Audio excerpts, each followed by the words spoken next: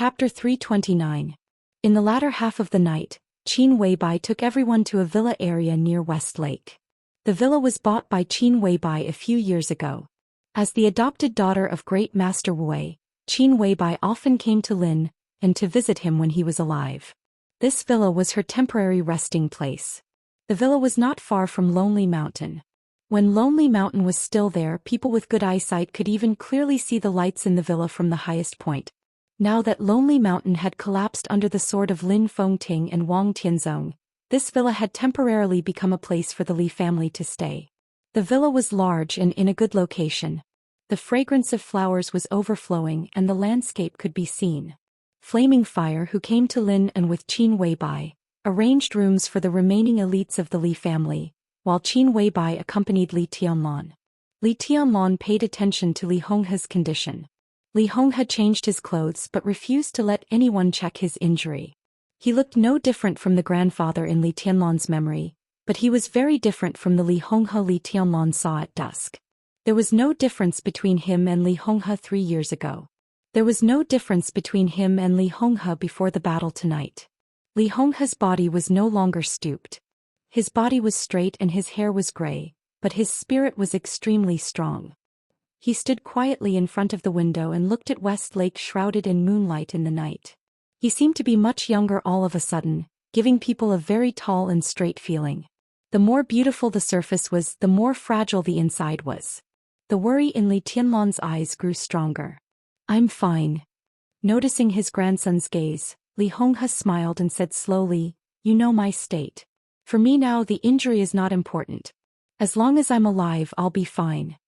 Li Tianlan walked to Li Honghe's side and looked at his still ruddy and even glowing face. "How is it?" Li Tianlan asked seriously. "It's fine."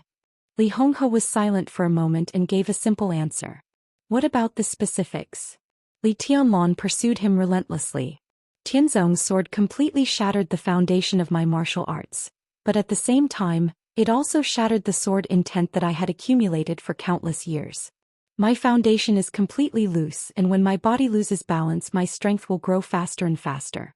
But now I almost have no sword intent, so even if my strength grows very fast, it will not burst my body for the time being. I still have some time to live." Li Honghe laughed at himself and said, "In this case maybe I will live a little longer than before. It's not a bad thing that I can live." Li Tianlan was silent and didn't seem to know what to say for a moment. "I'm afraid I won't be able to help you much in the future." Li Honghe looked at Li Tianlan and said with a smile, "But I'm relieved that you have Qin Weibai by your side. Even if I die now I won't have anything to worry about. Tianlan, I've left you a gift both inside and outside Zhongzhou State.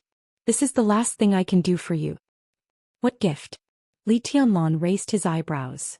"After your maneuver is over, you will slowly get in touch with it," Li Honghe said softly. He took a deep look at Li Tianlan and patted him on the shoulder. "I feel guilty to you, so when you get the gift you don't have to thank me." He looked in the direction of Lonely Mountain. Lonely Mountain had disappeared. The old man shook his head. "It's a pity for Lonely Mountain. Lonely Mountain will be rebuilt," Li Tianlan said softly. Li Honghe said yes with a smile and suddenly asked, "Do you still hate the Wang family of Beihai?" Li Tianlan was stunned. "I don't," he said softly. "In fact, I have never hated the Wang family of Beihai. I don't even hate Kunlun City. This is the truth. I don't think they did anything wrong." To the Wang family of Beihai, to Wang Tianzong. He really didn't feel bad. He admired Wang Tianzong's strength, respected his bearing, feared his strength, and sighed with the foundation of the Wang family of Beihai. Only occasionally he would think of the Wang family of Beihai's indifference. The Wang family of Beihai did not stand idly by. It was the Li family who took the lead in peeping at the Wang family of Beihai. But it didn't matter. All the affection and all the grievances were settled with the battle of Li Guangtu's treason. No matter how affectionate and righteous the Wang family of Beihai was, in Li Tianlan's current position, they were opponents and enemies. Li Tianlan didn't want to judge their good or bad because it didn't make any sense at all. If he were Wang Tianzong he would have made the same choice. If he were Gu Xingyun he would have also set off the treason war on the border. But he was Li Tianlan now, so he must consider the problem from the standpoint of the Li family. There was no absolute right or wrong, only different positions. That was all.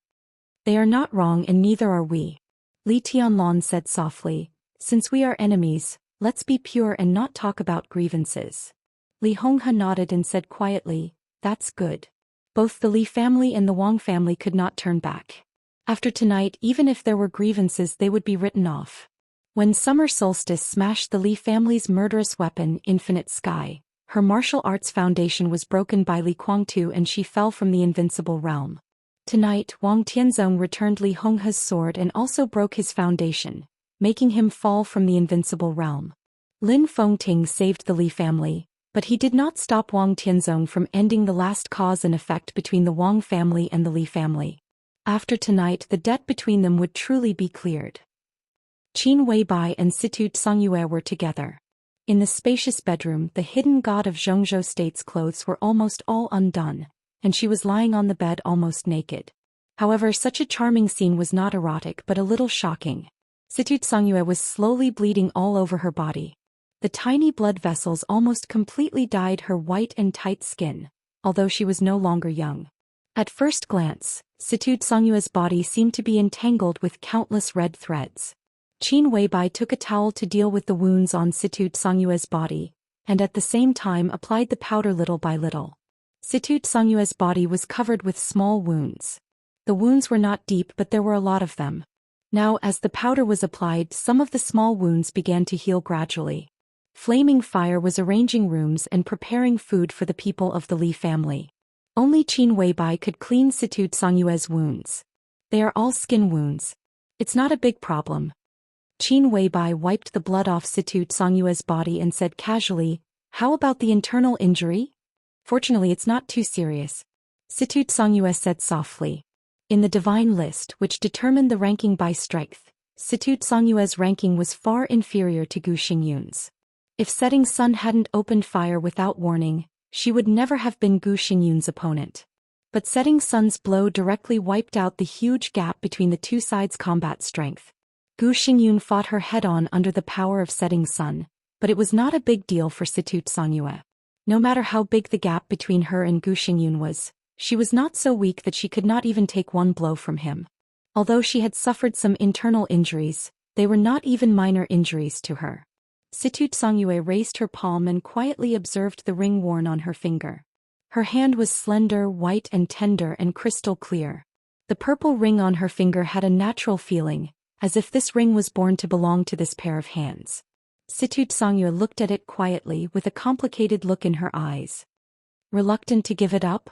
Qin Weibai asked without raising her head.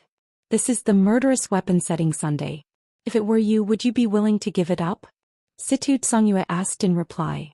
It's a murderous weapon that can't be fired. Qin Weibai said calmly, a murderous weapon that can't be used as scrap iron. Even if it's used as a cold weapon to fight, it's normal. Why not? Situ Songyue was silent. A murderous weapon that couldn't be fired was indeed scrap iron. But the question was how many people in the dark world could see this problem so open-minded? Situ Songyue had Setting Sun in her hand. Even if she was ranked at the bottom of the divine list when Setting Sun could fire, she would not be afraid of the giants at the top of the divine list.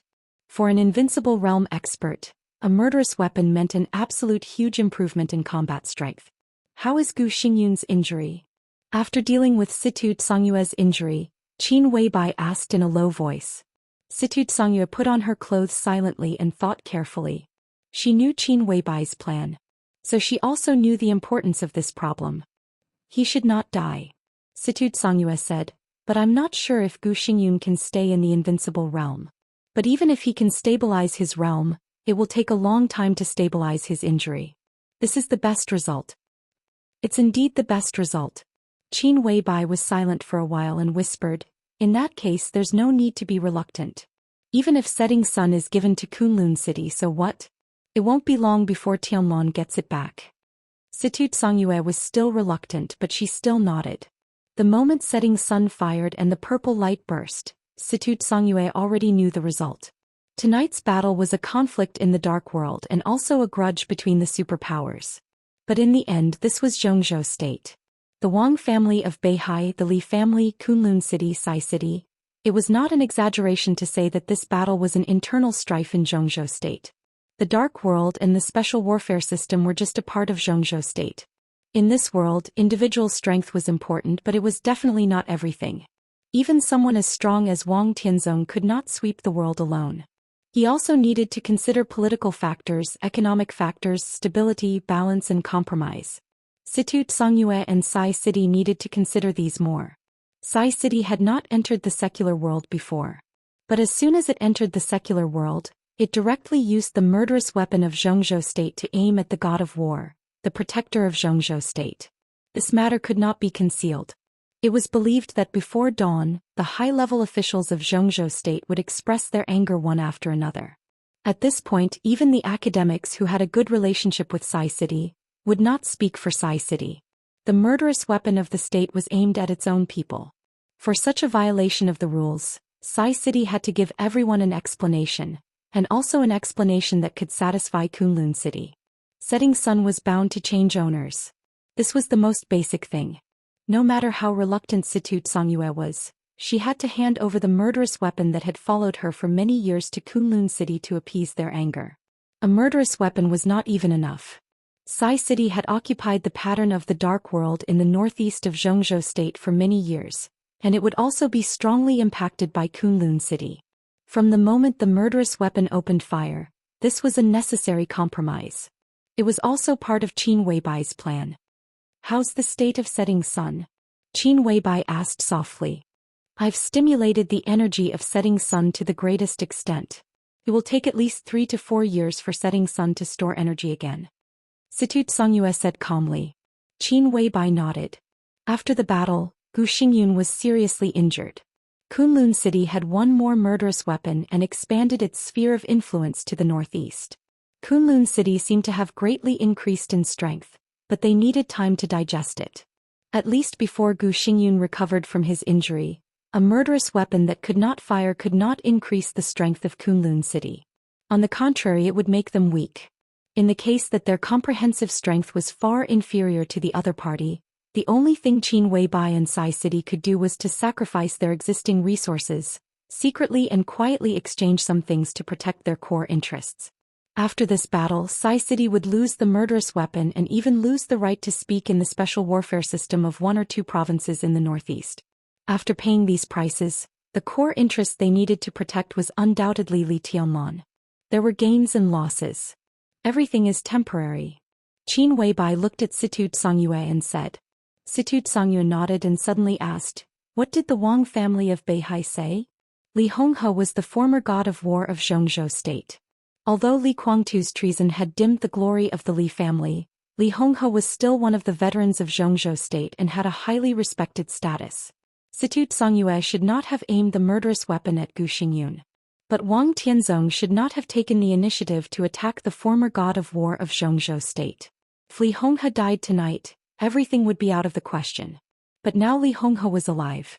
It was believed that many people in Xianxia state had something to say. The Southeast group must also pay the price for what Wang Tianzong did tonight. The Li family was bound to get compensation. That was the rule. Everyone was abiding by the rule. "I don't know. I'll listen to Tianlan. He can get whatever he wants." Qin Weibai smiled and said, "Now, our distinguished guest should be on their way." "You did all this for him." Situ Songyue looked at Qin Weibai with complicated eyes. "Is it worth it?" She paused and continued to ask, "Have you ever regretted it?" Qin Weibai's body stiffened for a moment. "Oh, it's worth it," she whispered, but her tone was full of firmness. After tonight, the plan that had been planned for many years would begin, and everything would be irreversible. Li Tianlan's East Emperor Palace would gradually be perfected and eventually form a real prototype after the maneuver.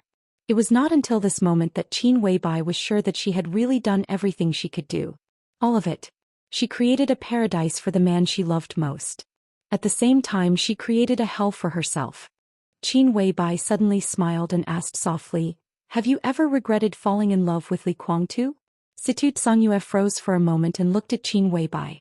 Qin Weibai's eyes were quiet and deep. Situ Songyue shook her head and said, "No."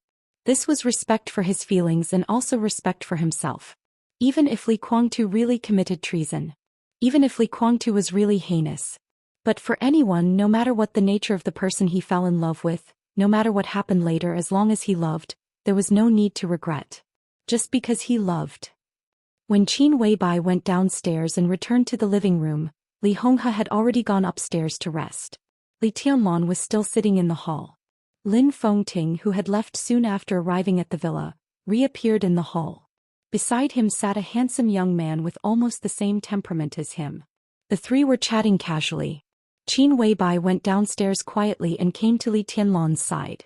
Lin Fengting glanced at her and said with a smile, "Boss Qin, let me introduce you. This is my son Lin Xian. You are all young people. You should support each other in the future. Xian, this is Qin Weibai, Boss Qin. Call her sister." Lin Xian came to Lin and with Lin Fengting. Lin Fengting arrived at Lonely Mountain first. Lin Xian did not catch up with the last earth-shattering sword, but was brought here by Lin Fengting. Lin Xian stood up with a smile and looked at Qin Weibai. He lost his composure for a moment and then calmed down again. However, he did not dare to take the initiative to reach out. He just scratched his head and said with a smile, "Sister Qin, I am Lin Xian." "What, Sister Qin? Call me sister." Lin Fengting frowned. Lin Xian looked at his father strangely and then said with a wry smile, "Sister." Qin Weibai nodded with a smile. She took Li Tianlan's arm and sat beside him. She chuckled and said, "This is my husband. You should all know him." A playful smile flashed across Lin Fengting's mouth. Lin Xian immediately understood what Qin Weibai's unnecessary introduction meant. He looked at Li Tianlan and felt a little embarrassed. He called Qin Weibai sister. What was his sister's husband? His boy. When they met for the first time he called him Brother Lin. Li Tianlan was also a little embarrassed. He quietly glared at Qin Weibai. Qin Weibai smiled and was as beautiful as a flower. Li Tianlan just wanted to speak, but Lin Xian had already taken the initiative to speak. He reached out his hand as formally as they had just met for the first time. "Brother-in-law, hello." "Brother Lin, you are too polite." Li Tianlan held Lin Xian's hand and said with a wry smile, "We'd better call each other separately. You are older than me. Brother-in-law is brother-in-law, not according to your age." Lin Fengting interrupted Li Tianlan's words. "Don't take advantage of me. That's it." Qin Weibai looked at Lin Fengting meaningfully and said with a chuckle, "I didn't prepare a greeting gift in advance. Zhou Xian's call of sister and brother-in-law is a little unfair. We are family. Don't care about this." Lin Fengting said softly. Qin Weibai took a deep look at him. She seemed to think of something and nodded. "Little Bai, why don't you let Tianlan go to Wuxia to develop?" Lin Fengting casually changed the way he addressed Qin Weibai and asked naturally. Li Tianlan turned his head subconsciously and glanced at Qin Weibai. "Wuxia." Qin Weibai's expression was calm. She whispered, "The water is too deep. As far as I know, Wuxia is more suitable for Tianlan's development now. Although it is the territory of the Wang family of Beihai, the Wang family of Beihai is now very complicated. If he is careful, Tianlan may be able to create his own foundation in Wuxia." Lin Fengting said quietly, "The current leader of Wuxia is Wang Qinglei. He is a character. Even if there is a foundation, it is fake, at least not stable." Qin Weibai shook her head and looked at Li Tianlan. "The foundation of East Emperor Palace should be in the south," she said softly. "The south?" Li Tianlan repeated the words. Qin Weibai nodded. "The southernmost." She held Li Tianlan's hand and said softly, "There will be a chance soon. It is the most suitable for you to go to the south." In the southernmost south she had prepared everything for Li Tianlan. As long as there was a chance, it would become Li Tianlan's path to heaven. Qin Weibai was even ready for the opportunity. The southernmost part of Zhongzhou state. It was not Nanyun province. It was Tiannan in the south of Nanyun. It was nearly 40,000 square kilometers, nominally belonging to Annan state, but now actually under the control of Zhongzhou state. For Li Tianlan. Chapter 330. Tiannan was heaven. Heaven was now spread on the tea table made of white marble. Lin Fengting and his son had gone upstairs to rest. Qin Weibai accompanied Li Tianlan to study the map of Tiannan. This was an extremely detailed and exquisite map. The topographical features of the 35,000 square kilometers of Tiannan were clearly displayed on it. Li Tianlan looked at the map.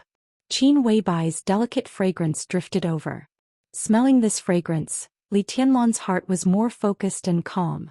Why here? Li Tianlan asked. This is the most suitable place. Qin Weibai made a cup of tea for Li Tianlan and said softly. Li Tianlan took the teacup and said nothing, just quietly looking at the map of Tiannan in front of him. Tiannan was just a name for Zhongzhou State. And it was a private name for a few people standing in the upper class of Zhongzhou State. In fact, Annan State had never given up the fight for ownership of this territory. On the map, Tiannan was an irregular rectangle. This area, which was equivalent to 1/10 of the territory of Annan State, was extremely rich in terrain, including mountains, jungles, plains, and wetlands. There were 3 cities and more than 30 towns in Tiannan province, as well as some natural resources, which were not many but could not be ignored. For Zhongzhou State, since it had occupied this place, it could not give it up. Tiannan had now become a must-fight place for Zhongzhou State. And the must-fight place for Zhongzhou State. In Annan State it must be protected. If it were not for the inexplicable war between the superpowers in the Dark World, today's Tiannan should have been the focus of all kinds of contradictions in the Dark World. Now there were 2 representative forces stationed in Tiannan. One was the Annan rebel army played by the Wang family of Beihai. In the border war 3 years ago, Annan State cooperated with the 5 superpowers to invade the border of Zhongzhou State in the name of the rebel army. Now this name had been used by Zhongzhou State for a long time. The elites of the Thunderbolt Battalion were traded to the Wang family of Beihai by the Dongcheng clan. Wang Tianzong handed the Thunderbolt Battalion to Dijiang and asked him to be stationed in Tiannan. The reason that Zhongzhou State gave Annan State was also very fair. Annan State said that there was an uncontrolled rebel army in the country. Based on the principle that the 2 sides were friendly neighbors, Zhongzhou State directly sent troops to help Annan State suppress the rebellion. After entering Tiannan, Dijiang plundered all the resources here as fast as he could and sent them to the Wang family of Beihai. Then, under the constant protests of Annan State and the pressure exerted by the United Nations, the army of Zhongzhou State withdrew from Annan State under the leadership of Dijiang. But the so-called retreat was just a name. The Thunderbolt Battalion led by Dijiang retreated. The rebel army of Annan State led by Dijiang began to rise again. When they were in uniform they were the army and they might be pressured by the military. But after burning the military uniforms, they were the rebels of Annan State and they had no scruples at all. Now the Tiannan Freedom Corps established by Dijiang with the secret support of the Wang family of Beihai, had a scale of 50,000 people and they were all armed and elite. With the support of the Border Control Corps, this was already the greatest force in Tiannan. The other force belonged to the Purgatory of Heaven capital. The Purgatory of Heaven capital took the initiative to find Annan State. Knowing that it might not be able to recapture its territory, Annan State had no choice. Even if it knew that the Purgatory of Heaven capital was also up to no good, Annan State could only pin its hopes on them for the time being. Therefore, with the support of Annan State, the Purgatory of Heaven capital quickly gained a foothold in Tiannan, and its current strength was only slightly weaker than that of the Wang family of Beihai. In addition, the major forces of the Dark World had established secret strongholds in Tiannan. But with the war in the Dark World, the major forces had no energy to invest in Tiannan for the time being, so their strength was not to be feared. This was the current situation of Tiannan. Zhongzhou State, the Wang family of Beihai. Annan State, the Purgatory of Heaven capital. Plus the major forces of the Dark World that might participate in the future.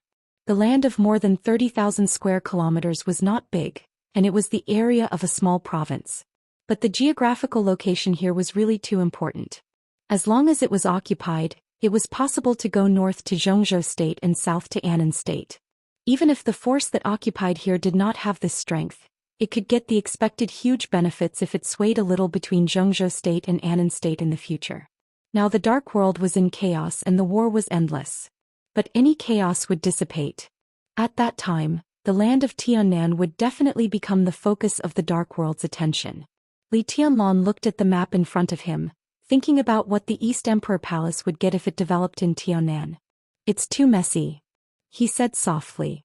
Not to mention the confrontation between the major dark forces in Tiannan in the future. Even now the situation was not clear. It was definitely not easy for the East Emperor Palace to go to Tiannan and be sandwiched between the Purgatory of Heaven capital and the Wang family of Beihai. But compared to Zhongzhou State, Tiannan is the most suitable place for you to rise. Qin Weibai leaned against Li Tianlan and said softly. After the maneuver, the cooperation between the Wang family of Beihai and Kunlun City in Zhengzhou State may be further strengthened. Governor Situ seriously injured Gu Xingyun with the setting sun tonight, and the murderous weapon of Sai City will definitely change hands. Not only that, the special warfare system of the 3 provinces in the northeast, except for Guangdong, may also fall into the hands of Kunlun City. But with this result, the Northeast Special Warfare Headquarters of Zhengzhou State should be established. Now that you have grown to a certain extent, both the Wang family of Beihai and Kunlun City will try their best to limit your growth. The Special Warfare Headquarters of various regions will definitely be implemented in the shortest time. Although Zhengzhou State is large, under the pressure of the Special Warfare Headquarters, there are really not many regions that are suitable for your development. Li Tianlan nodded. Only Tiannan. Only Tiannan. Qin Weibai said with certainty. Tiannan is currently outside Zhengzhou State, but it is regarded as a possession by Zhengzhou State. But on the surface, everything in Tiannan has nothing to do with Zhengzhou State. Even the Tiannan Freedom Corps led by Dijiang now looks like a rebel army inside Annan State.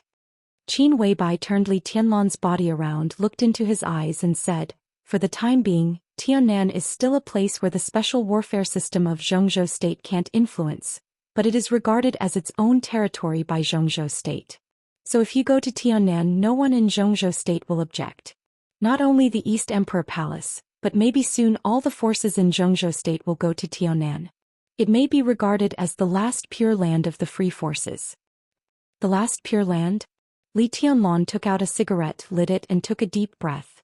No matter how chaotic Tiannan was at present, it was still the land of Annan State in name. However, that land had now been completely out of control and became the battlefield of the Wang family of Beihai and the purgatory of Heaven capital. Wherever the rebel army passed, there was naturally no effective regime left. Tiannan now belonged to the rebel area of Annan State. There was no order and no strong regime rule there. Annan State was helpless about the rebel area. Naturally, the special warfare system of Zhengzhou State could not intervene and build a new order there. So the rules of Zhengzhou State were basically useless there. In that case, it was indeed a pure land with its own forces. Whoever could rule Tiannan could create a new order in Tiannan. But the Wang family of Beihai and the purgatory of Heaven capital are there. The free forces in the country don't have such courage, do they? Li Tianlan shook his head. The purgatory of Heaven capital was easy to deal with. But the Wang family of Beihai was a real behemoth in Zhengzhou State. Tiannan was regarded as a thing in the pocket by Zhengzhou State and also by the Wang family of Beihai. The free forces of Zhengzhou State went to Tiannan province without the permission of the Wang family of Beihai, which was tantamount to snatching meat from the Wang family of Beihai. Who had the guts to do that? Now they don't have such courage, but soon they will. Qin Weibai smiled.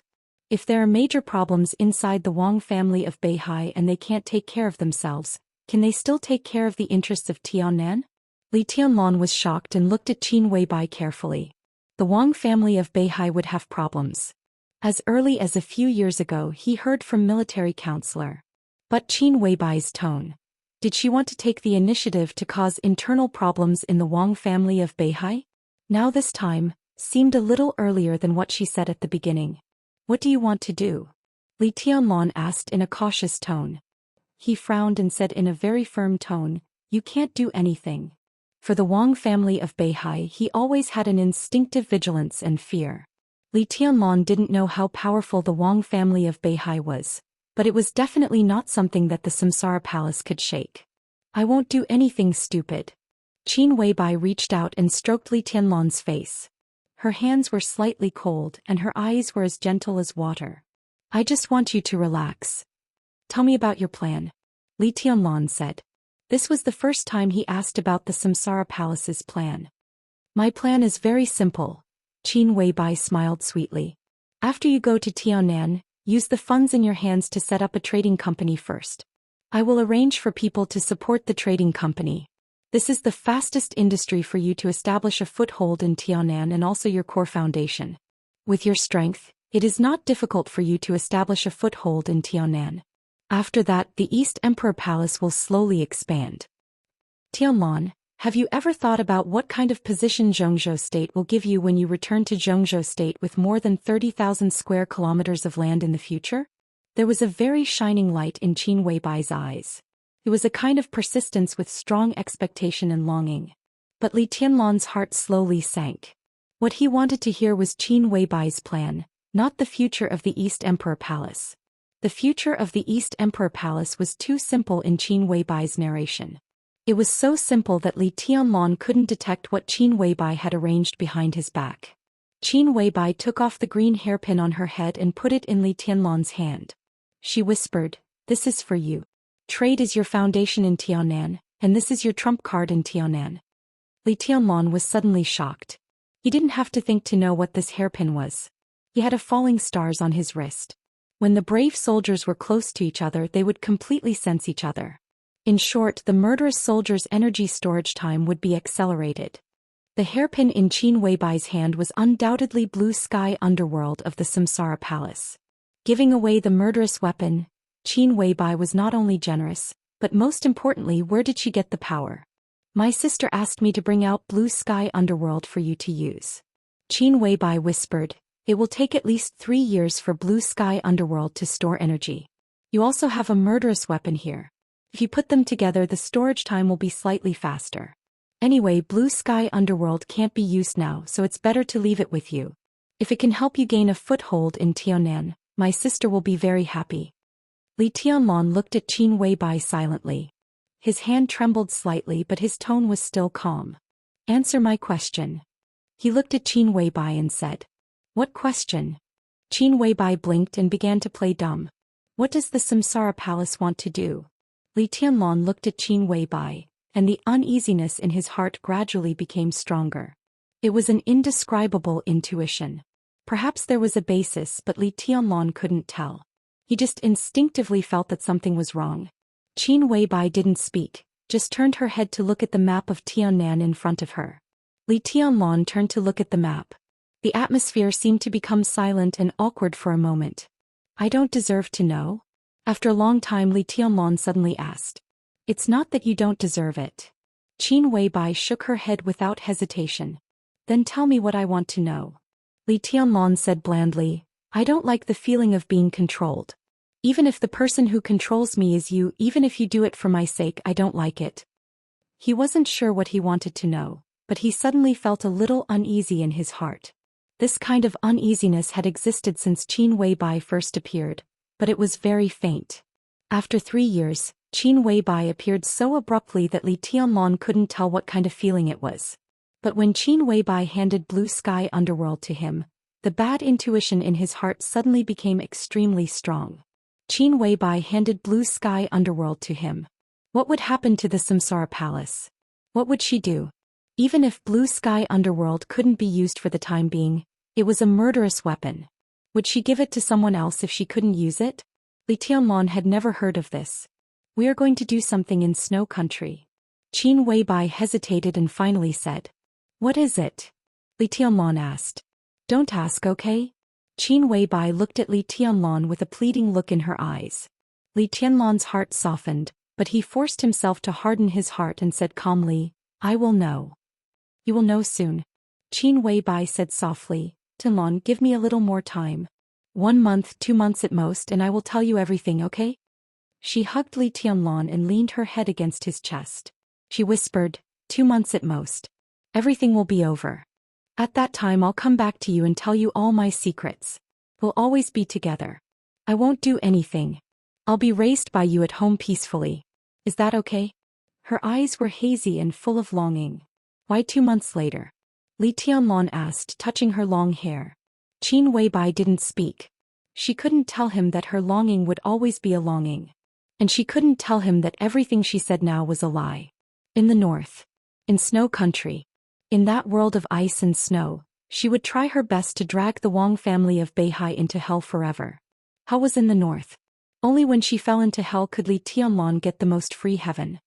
"Tianlan, trust me one more time. I don't want to control your life. This is the last time. Believe me, it's really the last time." Qin Weibai said quietly. Her heart seemed to twitch into a ball. She used deception to get Li Tianlan's trust. She didn't know if Li Tianlan would forgive her when he knew the truth. She didn't dare to think about it. Li Tianlan held her body and nodded gently. Qin Weibai smiled brightly, like a flower blooming in the morning in early summer. She kissed Li Tianlan's face and said in a sweet voice, "Good boy, this is my good husband. Call me again." Li Tianlan suppressed all the thoughts in his heart and ordered with a smile. "Good husband." Qin Weibai called again obediently, her voice sweet and gentle. "Call me again." Li Tianlan looked at Qin Weibai's cheeks gradually becoming rosy and smiled playfully. Qin Weibai shook her head. She leaned close to Li Tianlan, bit his ear and whispered, "Carry me to the room and I'll call you on the bed, okay?" Li Tianlan's breathing suddenly quickened. He really didn't think there was anything wrong with it. Li Tianlan suddenly bent down, picked up Qin Weibai's delicate body and strode upstairs. The light was on in the master bedroom of the villa. Li Tianlan pushed open the door almost violently and subconsciously wanted to turn off the light. But Qin Weibai's charming eyes were like silk. "I don't want to turn off the light. I want to look at you." Li Tianlan growled and threw Qin Weibai on the bed. Qin Weibai's black hair spread on the bed wantonly, and the goddess under the light looked more charming and languid. Li Tianlan rushed over. Qin Weibai smiled and put her hands around Li Tianlan's neck. Her eyes were bright and sparkling, looking deeply at Li Tianlan's face. The man who made her willing to give up everything. The man she owed too much to. Qin Weibai looked at him quietly as if she wanted to imprint his face in her soul. She never regretted what she had done. She just felt a little reluctant. Chapter 331. The night in Beihai was long. When the long night was about to pass, Wang Tianzong had returned to Mount Dibing from Linnan. The lights on Mount Dibing were shining. The bright and dazzling light completely dispelled the darkest night before dawn. The light was like a curtain, shining on every corner of the mountain. There were figures everywhere from the foot of the mountain to the top of the mountain. The internal security forces of the Wang family of Beihai were all in action. The strong light lit up everywhere. In the dark night, there were no shadows on the mountain or at the foot of the mountain. There was silence in front of Emperor Hall. This was the place where the light was focused, but everyone nearby intentionally or unintentionally avoided it. The rockery and garden in front of the hall had completely disappeared. After the mess after the war was cleaned up, it looked extremely empty. 3 middle-aged men in the standard military uniforms of Beihai province knelt in front of the silent hall with pale faces, sweating all over their faces. Wang Tianzong, who just came back and saw this scene, suddenly felt his heart sink. The sword energy on the top of the mountain had dissipated, but the fierce sword intent still remained. Wang Tianzong felt all this and his strength seemed to be gradually disappearing. He stood there silently and did not move for a long time. The elites of the internal security forces came and went.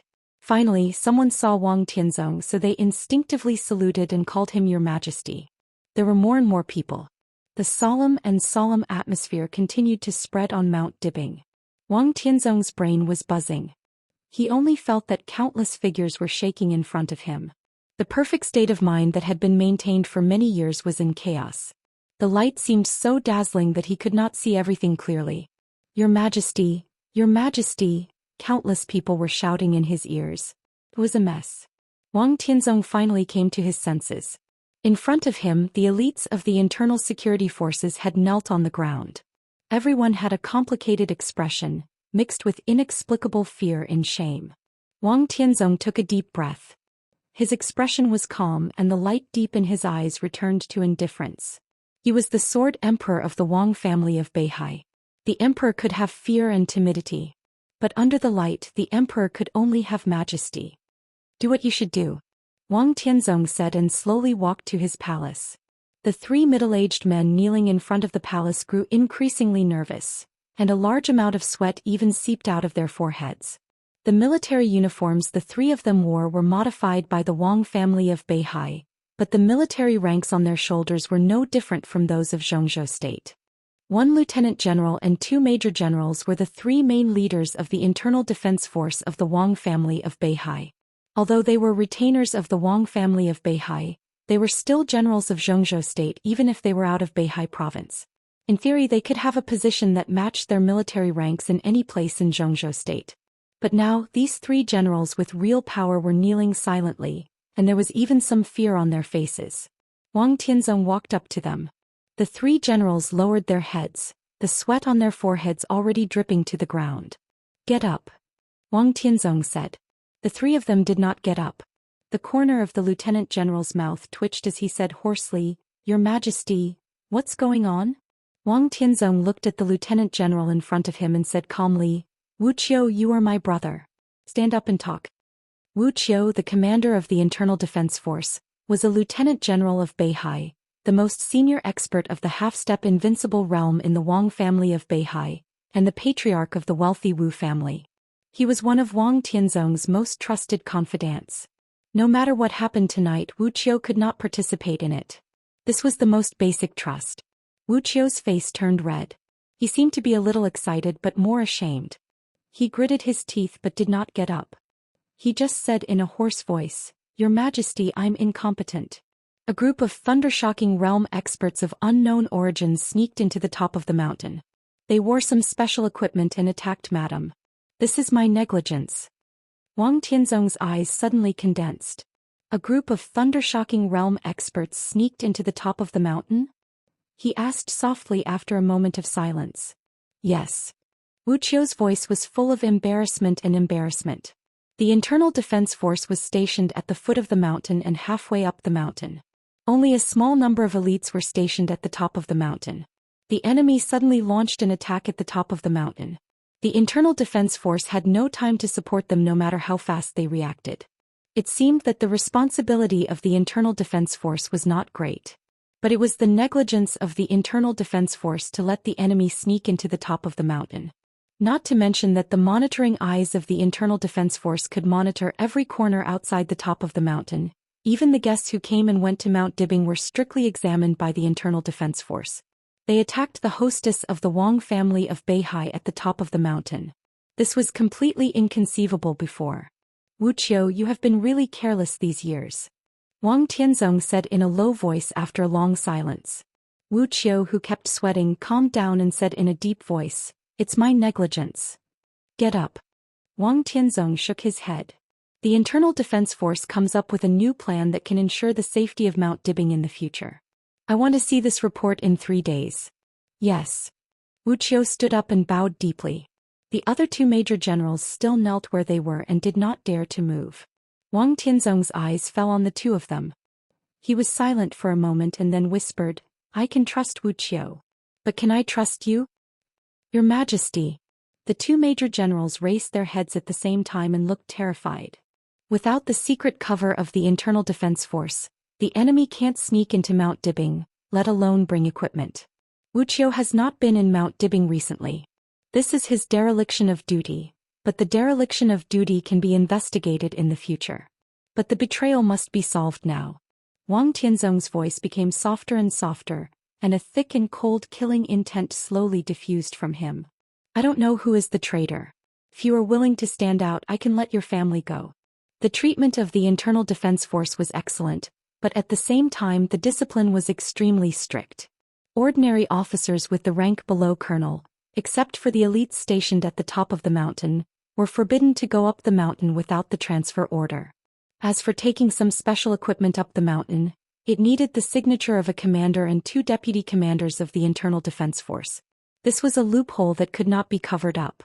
It seemed that the other party did not intend to cover it up. From the moment of attacking summer solstice, the other party had already regarded the hidden pawn buried in the Internal Defense Force as a chess piece. At present, it seemed that the 2 major generals in front of him were suspects, at least the biggest suspects. Wang Tianzong did not say what would happen if they were unwilling to stand out. Summer solstice was definitely his reverse scale. If no one was willing to stand out, Wang Tianzong did not even bother to investigate. The 2 major generals and their families might not be spared tonight. It was okay to kill the wrong person. Silence. In the dead silence, a major general suddenly moved. He reached out, took off the epaulette on his shoulder and respectfully placed it in front of Wang Tianzong. "Your Majesty, please keep your promise and let my family go." The major general wiped the sweat on his forehead, and his face had become completely calm. Wang Tianzong narrowed his eyes. Wuqiu's face suddenly twisted. His eyes were filled with anger and a trace of disbelief. Wang Xian. How dare you betray the Wang family of Beihai? Wang Xian's face was slightly pale. He sighed and was about to speak. He didn't betray the Wang family of Beihai but me. Wang Tianzong said lightly. Wang Xian was taken aback and kept silent. Who is it? Wang Tianzong asked. Wang Xian smiled bitterly and shook his head. Your Majesty, I don't know who they are. I'm just following orders. Whose orders are you following? Wuxia grinned grimly and took a step forward subconsciously. Wang Tianzong calmly stopped him. Wang Xian's expression became calmer. He looked at Wuxia with a trace of complexity in his eyes and then smiled. Commander, I'm following orders. As for whose orders, I don't mind saying it, but do you and your Majesty really want to hear it? It's Wang. Wang Xian opened his mouth but just spat out 2 words. The space in front of Emperor Hall suddenly fell into absolute silence. Wang Xian's mouth was still moving. He seemed to want to say that name. But the space around him had been completely distorted, and even his mouth shape had become completely out of shape. He tried to say something but he couldn't make a sound and his mouth shape couldn't be recognized. Streaks of blood shot out from his body one after another. Wang Xian seemed to suffer great pain, and his eyes became crazy for a moment. I can understand your thoughts, but there must be a bottom line for everything. Whoever dares to cross this line must die. Wang Tianzong calmly said, You're right. I really don't want to hear it and I don't need to. The vague sword intent filled every corner of Wang Xian's surroundings. Blood sprayed all over the sky. In the cold and sharp sword intent, Wang Xian's whole body gradually turned into a pile of minced meat, and finally turned into nothingness in the sword energy. Wuxia stood beside Wang Tianzong and his eyes were calm and cold. Your Majesty, just let it go? Until Wang Xian's body disappeared, Wuxia gritted his teeth and asked. It's not the time. Wang Tianzong was silent for a while and shook his head. He reached out his hand and the Major General epaulette on the ground fell into his hand. He handed the epaulette to Wuxia casually. He said flatly, Find a suitable person, let him take it and then report it to the political department of Zhongzhou State. Remember your plan. I want to see it as soon as possible. Wuxia took the epaulette respectfully and answered. Wang Tianzong turned around and walked to the main hall. Let Xian Ming come to see me. As he said this, he put his hand in front of the door of Emperor Hall. His movements were a little hesitant. From an angle that Wuxia couldn't see, his eyes were scared and worried. The door of Emperor Hall was pushed open little by little. Wang Tianzong walked in. The desk lamp was on in the bedroom in the hall. The orange light illuminated a corner of the bedroom which looked very warm. Summer Solstice's exquisite body was curled up on the bed at this time, and her whole body was shaking uncontrollably as if she was suffering great pain. Wang Tianzong walked into the bedroom silently, got on the bed, lifted the heavy quilt that was out of season, and held Summer Solstice tightly in his arms. Summer Solstice's body was extremely cold, as if there was no temperature at all. Wang Tianzong held her. There was silence. It's okay. Summer Solstice took the initiative to speak. Her voice was a little trembling but it was extremely gentle. She smiled reluctantly but it was very beautiful. It's not very painful. It's just that I haven't done it for so many years and I'm not used to this feeling. Do you know who did it? Wang Tianzong asked in a low voice, holding Summer Solstice's hand tighter and tighter, as if he wanted to give all his warmth to her. Summer Solstice lay in Wang Tianzong's arms and shook her head. Wang Tianzong stopped talking. In fact, there was no need to ask. He remembered the woman who had said in the World Palace last night that she would let the Wang family of Beihai fall into hell forever. His eyes became cold and piercingly cold. I'm cold. Summer Solstice said softly. Wang Tianzong restrained his killing intent, hugged her as much as he could and covered her with the quilt. It's okay. Summer Solstice said, It'll be fine at dawn. I haven't used the sword for many years and my body can't bear the sword intent. In fact, it's not a big deal. It'll be okay if there are several more attacks like this. In the past you spoiled me too much. If I could do it from time to time, maybe I would have adapted to it. There won't be a second time. Wang Tianzong said in a deep voice. Let Summer Solstice do it from time to time? How could he bear to do it? Summer Solstice. This name had gradually been forgotten by the Dark World over the years. After the battle against Li Kuangtu, There was no more legend about her in the dark world. No one knew her current state, except for Wang Tianzong. In the decades of the Wang family of Beihai, Summer Solstice was the only person who had taken the whole set of immortality potion. The purpose of doing so was not to recover her injury. It was to let her live. This was Wang Tianzong's decision that year. He just wanted Summer Solstice to stay with him and grow old with him. He didn't care about combat capability. In his eyes, Summer Solstice, who was quietly playing with flowers and plants, was the most beautiful Summer Solstice. Use another set of immortality potion, Wang Tianzong said softly. His tone was calm and ordinary, as simple as letting Summer Solstice eat a piece of candy.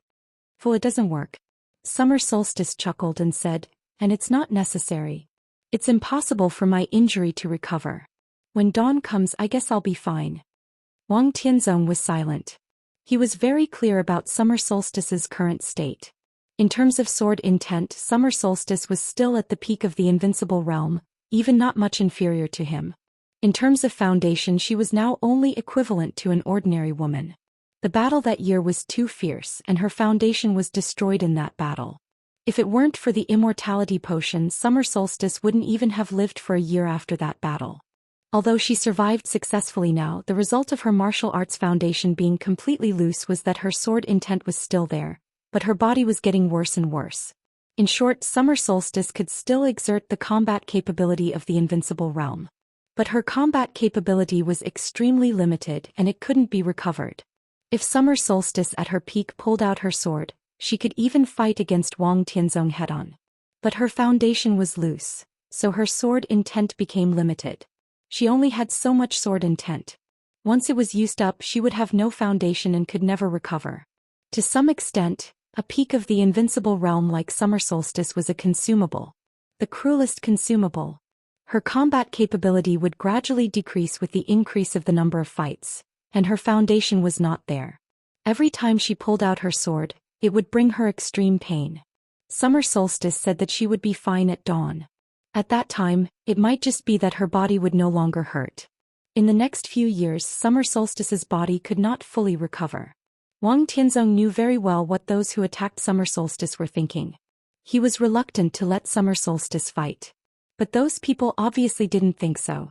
For them, the existence of Summer Solstice in any general trend would become a force that could change the battle situation. That was why there was the attack tonight. After this attack, for at least a few years, Summer Solstice would be pressed on Mount Dibbing and could no longer fight. Wang Tianzong took a deep breath and spat it out heavily. For many years he didn't seem to be as aggrieved as he was now. "I can actually understand what she did," Wang Tianzong whispered, "but I can't accept it." Summer Solstice raised her head, looking confused. "A woman as stupid as you." Wang Tianzong tidied the hair in front of Summer Solstice's forehead and said softly. To some extent, Qin Weibai and Summer Solstice were actually the same kind of people.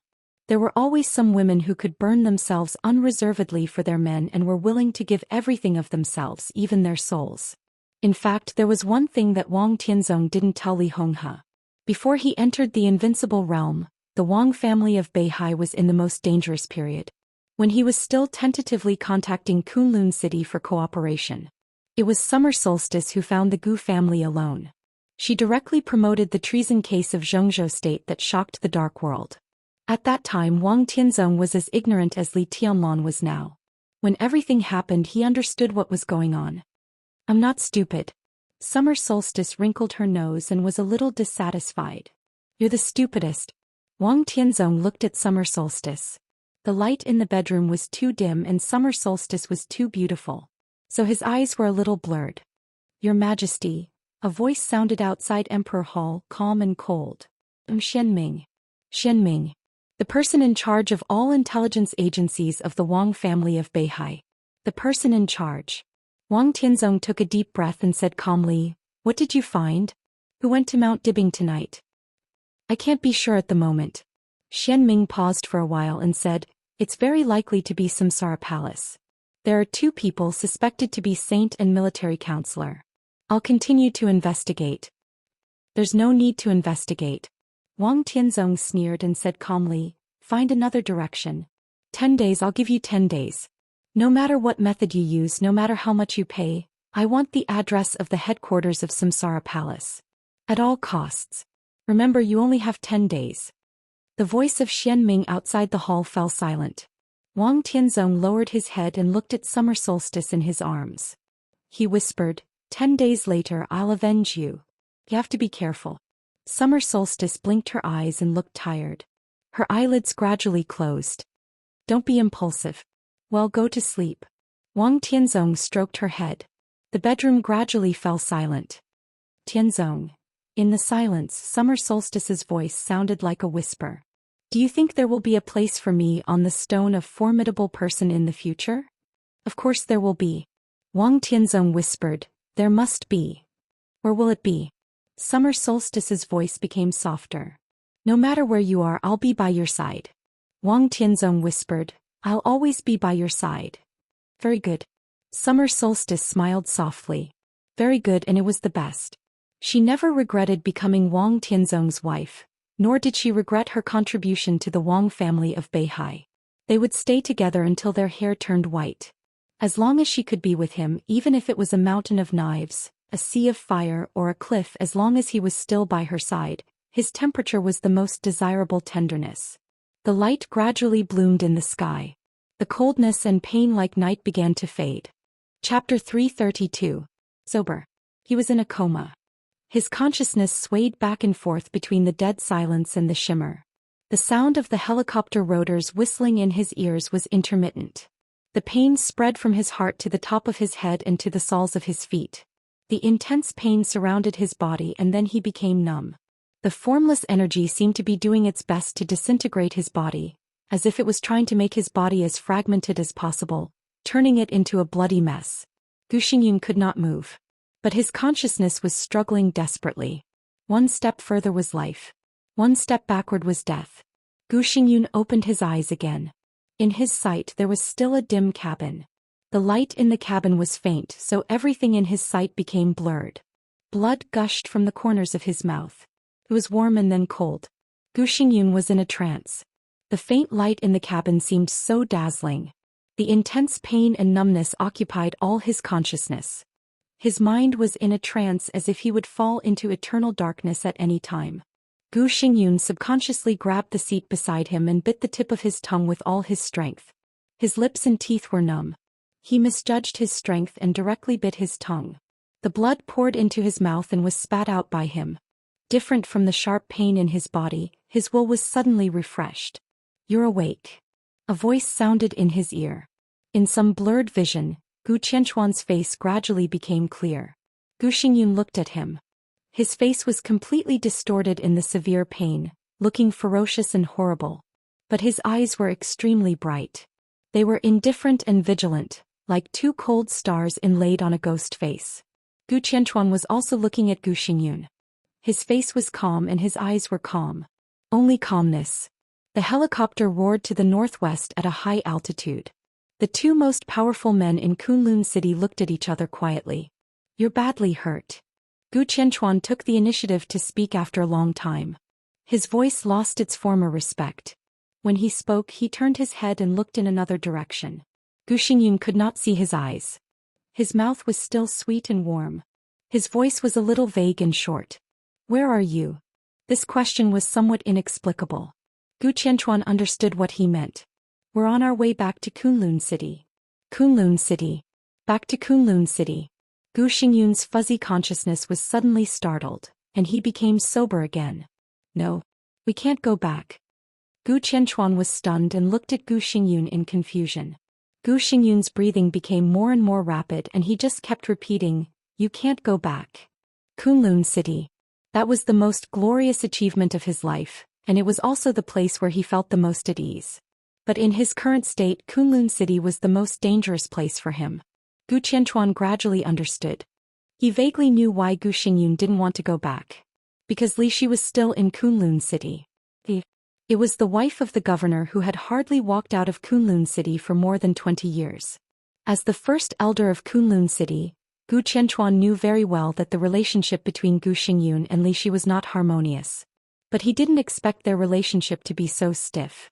When Gu Xingyun was seriously injured, he did not dare to go home. What was he afraid of? Gu Qianchuan suddenly felt pity for Gu Xingyun. He did not understand the meaning of such a couple. If we don't return to the Kunlun realm, are we going to Yuzhou? Gu Qianchuan looked at Gu Xingyun and asked. Gu Xingyun suddenly fell silent. He was the war god of Zhou state, but it was even more dangerous to go to Yuzhou when he was seriously injured and powerless than to go back to Kunlun city. He trembled and reached out his hand. His stiff and numb arms struggled to reach into his arms and pulled out a button from the interlayer of his clothes. The buttons were small and delicate, and they shone with a strange light in the dark cabin. Gu Xingyun seemed to want to crush the button, but his palm shook, so the button fell to the ground and rolled in front of Gu Qianchuan. Gu Xingyun's scattered eyes suddenly condensed. Gu Qianchuan narrowed his eyes. The roar of the rotor still filled the cabin. But the atmosphere in the cabin suddenly became a little strange. Gu Qianchuan picked up the button in front of him and looked at Gu Xingyun thoughtfully. Gu Xingyun quietly looked at Gu Qianchuan. After a long silence he said lightly, "Give it to me." Gu Qianchuan did not move. He looked at Gu Xingyun for a long time and suddenly asked, "Why?" The meaning of this sentence was simple, but the meaning behind it was unusual. Why should I give it to you? If you die, I will be the city governor of Kunlun city. So why?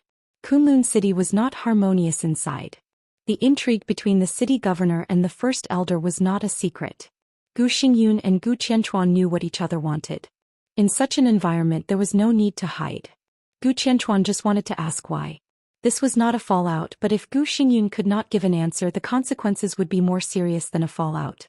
"I can't die," Gu Xingyun said calmly, and his face grew darker. Situt Songyue's setting sun almost completely hit him. He could escape and let Gu Qianchuan take him away from Lin, and which was an overdraft of his potential. In his current state, let alone Gu Qianchuan, even an ordinary person could easily kill him. But the look in his eyes became calm, even a little calm. Why? Gu Qianchuan still asked this question, but it had a different meaning. "If I die, do you have enough strength to guard Kunlun city?" Gu Xingyun laughed sarcastically. "Now your strength is barely in the top 10 of the holy list, not to mention the divine list. You can't guard Kunlun city after my death." His words were blunt and merciless. A touch of anger flashed in Gu Qianchuan's eyes. "The current result is the best for you." Gu Xingyun's eyes were dim, his breath was getting weaker, and his breathing became heavy. "I'm seriously injured, but I won't die. I'm not sure whether I will become the second summer solstice. During my recovery time, the power of Kunlun city is in your hands. As long as I don't die, it is a deterrent to the outside world. Kunlun city ahem. Kunlun city will always exist. What's wrong with this result?" He looked at Gu Qianchuan and mocked. "With your current strength, you won't even be a match for Di Jiang of the Wang family of Beihai in a life and death battle. Can you guard Kunlun city by yourself?" The biggest disagreement between him and Gu Qianchuan was the power of Kunlun city. He did not want to see Kunlun city disappear and be ruined. Gu Qianchuan did not want to either. Therefore, the negotiations between the two were quite sincere. "What you said makes sense." Gu Qianchuan pondered for a long time before nodding. He handed the button in his hand to Gu Xingyun. Gu Xingyun had no strength to crush the button, so he simply put it in his mouth and bit it, swallowing it with the cool liquid in the button. Gu Qianchuan watched Gu Xingyun take the medicine. The effect of the medicine was immediate. Although Gu Xingyun was still weak, his breathing gradually began to become stable. Gu Qianchuan knew what Gu Xingyun was eating. Strictly speaking, it was also an immortality potion. It was just an immortality potion belonging to the Zhou state government. This was the immortality potion that Zhou state traded with the Wang family of Beihai when they first developed the immortality potion hundreds of years ago. Zhou state decomposed the immortality potion and then added a large number of precious medicinal materials. Finally, it became the healing holy medicine that Gu Xingyun took. This thing was also based on vitality, but it would not prolong life. Instead, it would infinitely expand the recovery speed of injury. This was the exclusive holy medicine of the war god of Zhou state. Although there was only one drop in a button, it was equivalent to a life. "What are you going to do?" Gu Qianchuan looked at Gu Xingyun, who became dizzy again and his eyes flickered. "What will you do for me?" Gu Xingyun twitched the corner of his mouth and said in a low tone. This time he was really seriously injured. Gu Xingyun did not know how long he could recover. He was not even sure if he could maintain the combat capability of the invincible realm. During the period of his recovery, even if he was reluctant, he had to hand over the power of Kunlun City to Gu Qianchuan.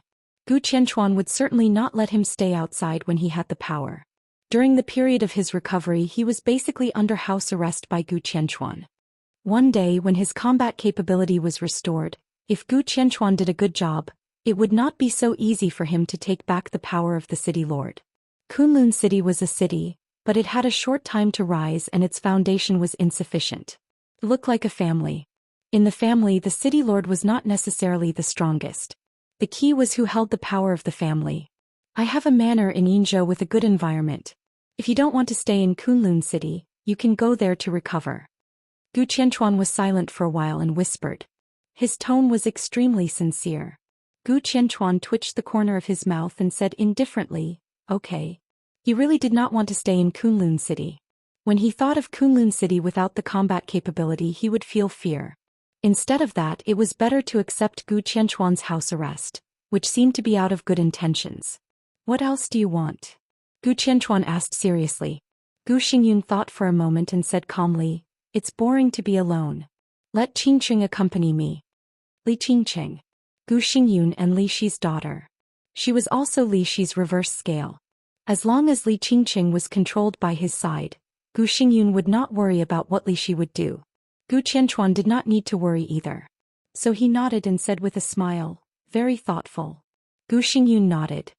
He seemed to want to say something, but his spirit could no longer support him and he passed out again. The helicopter flew across the night sky to the northwest. Over the mountains and the Great Lake, the air gradually became cold. When Gu Xingyun opened his eyes again, Kunlun Mountain, which seemed to be unchanged for thousands of years, was already in front of him. He regained some spirit. But the strong sense of weakness became more and more obvious so that he struggled to sit up. "Have we arrived?" Gu Xingyun asked in a hoarse voice. His brain was confused and he had a terrible headache. "Yes." Gu Qianchuan nodded. "I have arranged it. Qingqing has taken a helicopter to Yinzhou an hour ago." "Good." Gu Xingyun nodded. Looking out of the window at Kunlun City, which had appeared in his sight, he felt a little more confident. The helicopter landed at the small airport of Kunlun City. Gu Qianchuan quietly helped Gu Xingyun back to his residence. It was cold in Kunlun. The stove in Gu Xingyun's residence was very hot. The room was warm and comfortable. Gu Xingyun sat down on the sofa, gasped and said faintly, "I'll stay here for a few more days. After this matter is completely resolved, I'll immediately set off for Yinzhou." This matter was undoubtedly about cooperating with the Wang family of Beihai to assassinate Li Honghe. If Li Honghe died in Lin, and nothing would happen. If Li Honghe did not die, it would cause an uproar. Gu Xingyun and Gu Qianchuan left halfway. They did not even know the result of the assassination. "Go ahead." Gu Xingyun glanced at Gu Qianchuan and said indifferently. Gu Qianchuan nodded and turned to leave. Gu Xingyun sat on the sofa and looked at Gu Qianchuan's back. His eyes became deep as if all the temperature had disappeared. What if he temporarily handed over the power of Kunlun City? In this battle with Situd Songyue, what if the murderous weapon setting sun fell into Gu Qianchuan's hands? As long as he could recover, both the murderous weapon and the power would be his. Gu Xingyun leaned on the sofa, closed his eyes and muttered to himself, "Still too young." As soon as Gu Qianchuan stepped out of the door, a beautiful white shadow appeared in front of him. Gu Qianchuan was stunned. Looking at the woman in front of him, his eyes flickered. The woman's face was extremely beautiful. She wore a white dress and had picturesque eyebrows. Her hair was neatly combed and soft. The long waterfall-like hair seemed to be mixed with snowflakes, and the ends of her hair were a little white. However, this did not weaken her charm. Instead, it made her look more deadly attractive. Heavenly beauty was a perfect description for the woman in front of him. She was beautiful to the extreme, like a colorful ink painting spread out in the snow, unforgettable. "Sister-in-law." Gu Qianchuan was silent for a while and said hello with a smile. The woman in front of him, at least for now, was still the hostess of Kunlun City, whether in name or in fact. Although she had never expressed any opinion on the internal affairs of Kunlun City, no one would question her identity. She was the wife of the governor of Kunlun City and the only wife of Gu Xingyun. "Where's Qingqing?" Li Shi stood in front of Gu Qianchuan and asked straightforwardly. Her voice was crisp and could even be said to be pleasing to the ear. She spoke very quickly, but the words that came out of her mouth were always strange. Her tone seemed to be very impatient, but there was no emotion in her voice. She was not stiff and mechanical. It was an almost empty numbness. This was obviously a peerless beauty that could not be described with any gorgeous words, but there was no aura. Under the gorgeous appearance there was only emptiness and numbness. I arranged for Qingqing to go out to play. Gu Qianchuan smiled and said, "This is the meaning of the governor." "Where's Qingqing?" Li Shi asked again. Gu Xingyun was calm and just shook his head. He whispered, "The governor is inside." He stepped aside to make way. Li Shi hesitated for a moment, but still stepped into Gu Xingyun's courtyard. Gu Qianchuan turned his head and looked at Li Shi's white dress fluttering in the wind and snow. His eyes were playful and cold. Gu Xingyun did not dare to return to Kunlun City because he was seriously injured. He did not dare to return here until he controlled Li Qingqing. Undoubtedly he was afraid of his wife, Li Shi. He was not on good terms with Gu Xingyun. But even so he would rather believe himself who wanted to compete with him for the control of Kunlun City, than Li Shi. Husband and wife? Oh, what kind of husband and wife were they? Li Shi walked into the room from the courtyard. Gu Xingyun still leaned on the sofa. He just glanced at Li Shi casually and was too lazy to move his body. "Where is Qingqing?" Li Shi asked directly. In Kunlun City she almost never talked to Gu Xingyun. Even if she occasionally spoke she was straightforward. Qingqing should go out and have a walk. It is not good for her to stay in Kunlun City all the time. I should have time in the next few years. I will take her with me and hand her over to me. Gu Xingyun said indifferently. Li Shi looked at Gu Xingyun quietly. "You are hurt," she said. Her tone was not the worry of a wife, nor the pleasure of an enemy. It was plain, empty and numb, which made people feel uncomfortable. "Seriously injured." Gu Xingyun smiled. His eyes were a little cold and his tone was a little angry. "The full blow of setting Sunday, ha ha, Sidutsangyu, that bitch." Bitch. Li Shi's delicate body shook quietly. The full blow of the murderous weapon setting sun. She knew very well what it meant. Many years ago she had personally witnessed another murderous weapon bombarding another woman's body at close range. In the monstrous sword intent and flowing light, the murderous weapon was broken and the invincible silence was destroyed. That murderous weapon was called the Infinite Sky. The power of setting sun was not as good as the Infinite Sky. But in the same way, Gu Xingyun's strength was not as good as the woman who shattered the Infinite Sky. "Will you die?" Li Shi asked calmly. "I don't want to die." Gu Xingyun shook his head. Li Shi finally understood why her daughter left Kunlun City. She raised the corner of her mouth slightly, revealing a sneer and mockery with obvious emotions. "So you let Gu Qianchuan take Qingqing away? You control Qingqing because you are afraid that I will kill you when you are seriously injured? If you kill me, Qingqing will die." Gu Xingyun looked at Li Shi calmly. "Are you willing to kill me?" Li Shi's eyes suddenly burst with anger and contempt. "Do you know what you are doing? You threaten your wife with your own daughter. Gu Xingyun, what kind of man are you? You are a bastard. Hypocritical and disgusting. You don't deserve to be a man at all. Bastard, disgusting, not worthy to be a man." In more than 20 years this was the longest sentence Li Shi had said to Gu Xingyun. But this sentence was like the sharpest knife, penetrating the anger and resentment that Gu Xingyun had suppressed for many years. His elegant face became distorted in an instant and he suddenly stood up from the sofa. Li Shi was motionless. Gu Xingyun's eyes were red and he pinched Li Shi's slender white neck. "I am a bastard? I don't deserve to be a man? Then who do you say is a man? Oh, say it. B*tc, you are also a B*tc. Slap." Gu Xingyun, who was like a crazy devil, slapped Li Shi's pretty face hard. "Who is the man in your heart? Li Kuangtu? He had a good time King you, didn't he? I heard that you and Situ Tsangyu served him together? Shameless B*tc. How am I inferior to her? Say it, tell me." Li Shi was slapped to the ground. Her face was red and swollen, but she still raised her head and looked at Gu Xingyun with disdain. That was a kind of arrogance, although embarrassed, but still unwilling to compromise and give in. Gu Xingyun seemed to be familiar with the arrogance. At that time, those years, he had personally sent this woman to the side of the young chosen one. She stood so proudly beside him, looking down at everyone like a goddess. including Gu Xingyun himself. Gu Xingyun's eyes became scarlet and he stared at Li Shi. Are you a man? Li Shi wiped the blood from the corner of her mouth, and her eyes were full of contempt. I'm not a man. Gu Xingyun laughed wildly. Don't you know whether I am a man or not? Don't you know how Qingqing came to be? Li Shi's face was pale. She stood up tremblingly and said coldly, the thing I regret most is to give birth to Qingqing for you. Flap. The furious Gu Xingyun slapped Li Shi's face again. Regret? He sneered and looked at Li Shi, who fell to the ground. You regret giving birth to my daughter. Don't you regret giving birth to Li Guangtu's daughter? Don't forget that you killed that bastard and Li Guangtu with your own hands. Regret? What qualifications do you have to regret? You bitch. Ha! Li Shi sneered and took a breath. You gave your woman to your opponent and willingly wore a green hat for many years. Are you proud? I am a bitch. Why didn't you say that when you asked me to get close to him? What do you have to be proud of? As long as you are alive, there will always be green on your head. What are you proud of? What am I proud of? What am I proud of? Gu Xingyun's face was pale and blood gushed from the corner of his mouth again, but he became excited. He suddenly stretched out his hand, grabbed Li Shi's hair and dragged her out of the window.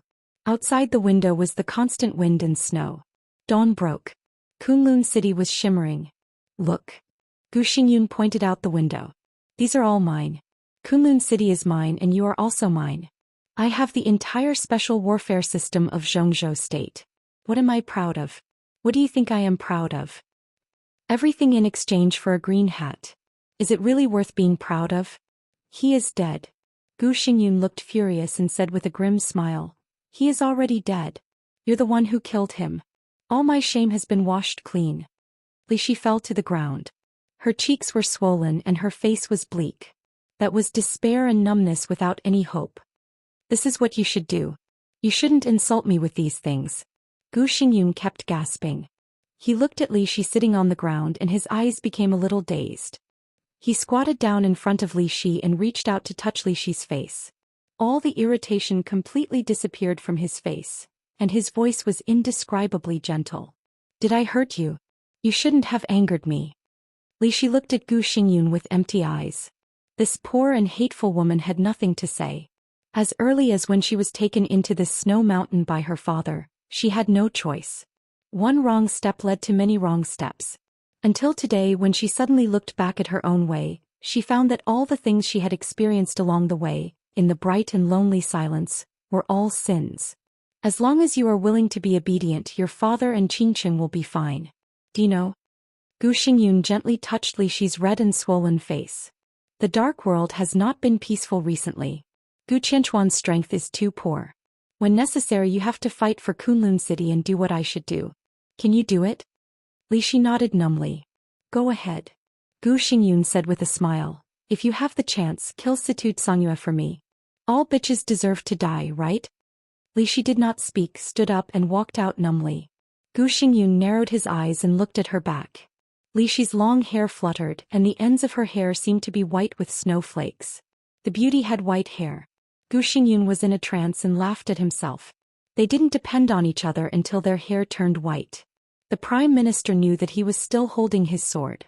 Such a couple, even if they were rich and powerful, what he got from her was only emptiness and loneliness. Li Shi opened the door. It was early morning outside the window of Kunlun City. Chapter 333. If there was a return, there would naturally be a departure. When Dongqing Wudi, who had stayed up all night, pushed open the door of the study and walked into the living room, breakfast had been served in the dining room. Bai Qingqian put a bowl of clear porridge on the table, looked at Dongqing Wudi coming over, smiled gently and said softly, let's eat first. Dongqing Wudi took the porridge and took a sip. He frowned slightly and his eyes were full of solemnity. Wang Tianzong and Gu Xingyun appeared in Lin. Li Honghe was seriously injured and attacked. Li Honghe did not die. Overnight, this piece of intelligence, which was not top secret, had flown to every corner of Zhou State. The patriarch of the Wang family of Beihai and the contemporary god of war of Zhou State attacked the former god of war of Zhou State. The most important thing was that the person who was attacked was injured but not dead. Everyone knew what this meant. Dongqing Wudi received the news from Lin, and almost immediately. When he received the news, Dongqing Wudi's first reaction was to leave for Lin, and immediately. However, when he was preparing the helicopter, he returned to the study and held a core meeting of the Dongqing clan. In other words, it was a core network meeting of the giant group of Zhou State. Dongqing Wudi was one of the 9 giants standing at the top of Zhou State. As the actual number 1 person in the military, he was ahead of the old man of the Zhou family in terms of real power and ranking of giants.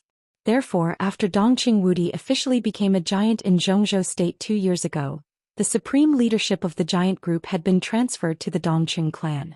Dongqing Wudi could now be said to be the spiritual flag of the entire giant group. He should hold a core network meeting of the giant group. The meeting lasted most of the night. Dongqing Wudi, who was sitting at the table, looked solemn and gloomy. The result is not good? Bai Qingqian glanced at Dongqing Wudi and asked softly, "What did they say?" She was the top leader of Guangdong province of Zhou State and one of the absolute core figures in the giant group. However, in the past few days in the Dongqing clan, Bai Qingqian seemed to be willing to be a good wife and mother, taking good care of Dongqing Wudi and Dongqing Hongguang. She paid no attention to the outside world and didn't even attend the core meeting last night. The corners of Dongqing Wudi's mouth twitched and he said slowly, "Some people think that we shouldn't defend the Wang family of Beihai. On the contrary, we should use this opportunity to do Wang Tianzong a favor so that we can get more bargaining chips when we trade with the Border Control Corps." A cold anger flashed in Bai Qingqian's eyes. "What's the reason?" she asked. "Reason?" Dongqing Wudi sneered. "They think that Tianlan's situation is too dangerous to be worth the full investment of the giant group. Moreover, the identity of Rushi's fiancé doesn't seem to carry enough weight in their eyes." The old bastard of the Liu family directly took advantage of his seniority at the meeting and suggested that I carefully consider the engagement between Rushi and Tianlan. He even proposed the specific candidate. What was that? Does he really think he's the same as when he was still in office? Who did he propose? Bai Qingqian's tone was calm without the slightest joy or anger. Dongqing Wudi hesitated, glanced at his wife and whispered, "It's Wang Jingxin." Bai Qingqian's pupils suddenly contracted. Wang Jingxin, the most famous backbone of the young generation of the Wang family of Beihai in recent years. In the early years, his reputation was even higher than Wang Xingxiao's. Wang Jingxin was not a martial arts genius, but a political figure that the entire Wang family of Beihai had high hopes for. He was the best choice in terms of boldness, vision, and wisdom.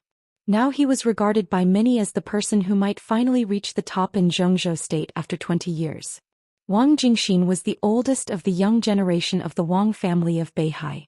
He was not from the lineal branch represented by Wang Tianzong, nor was he from the gradually growing power of Wang Qinglei's branch.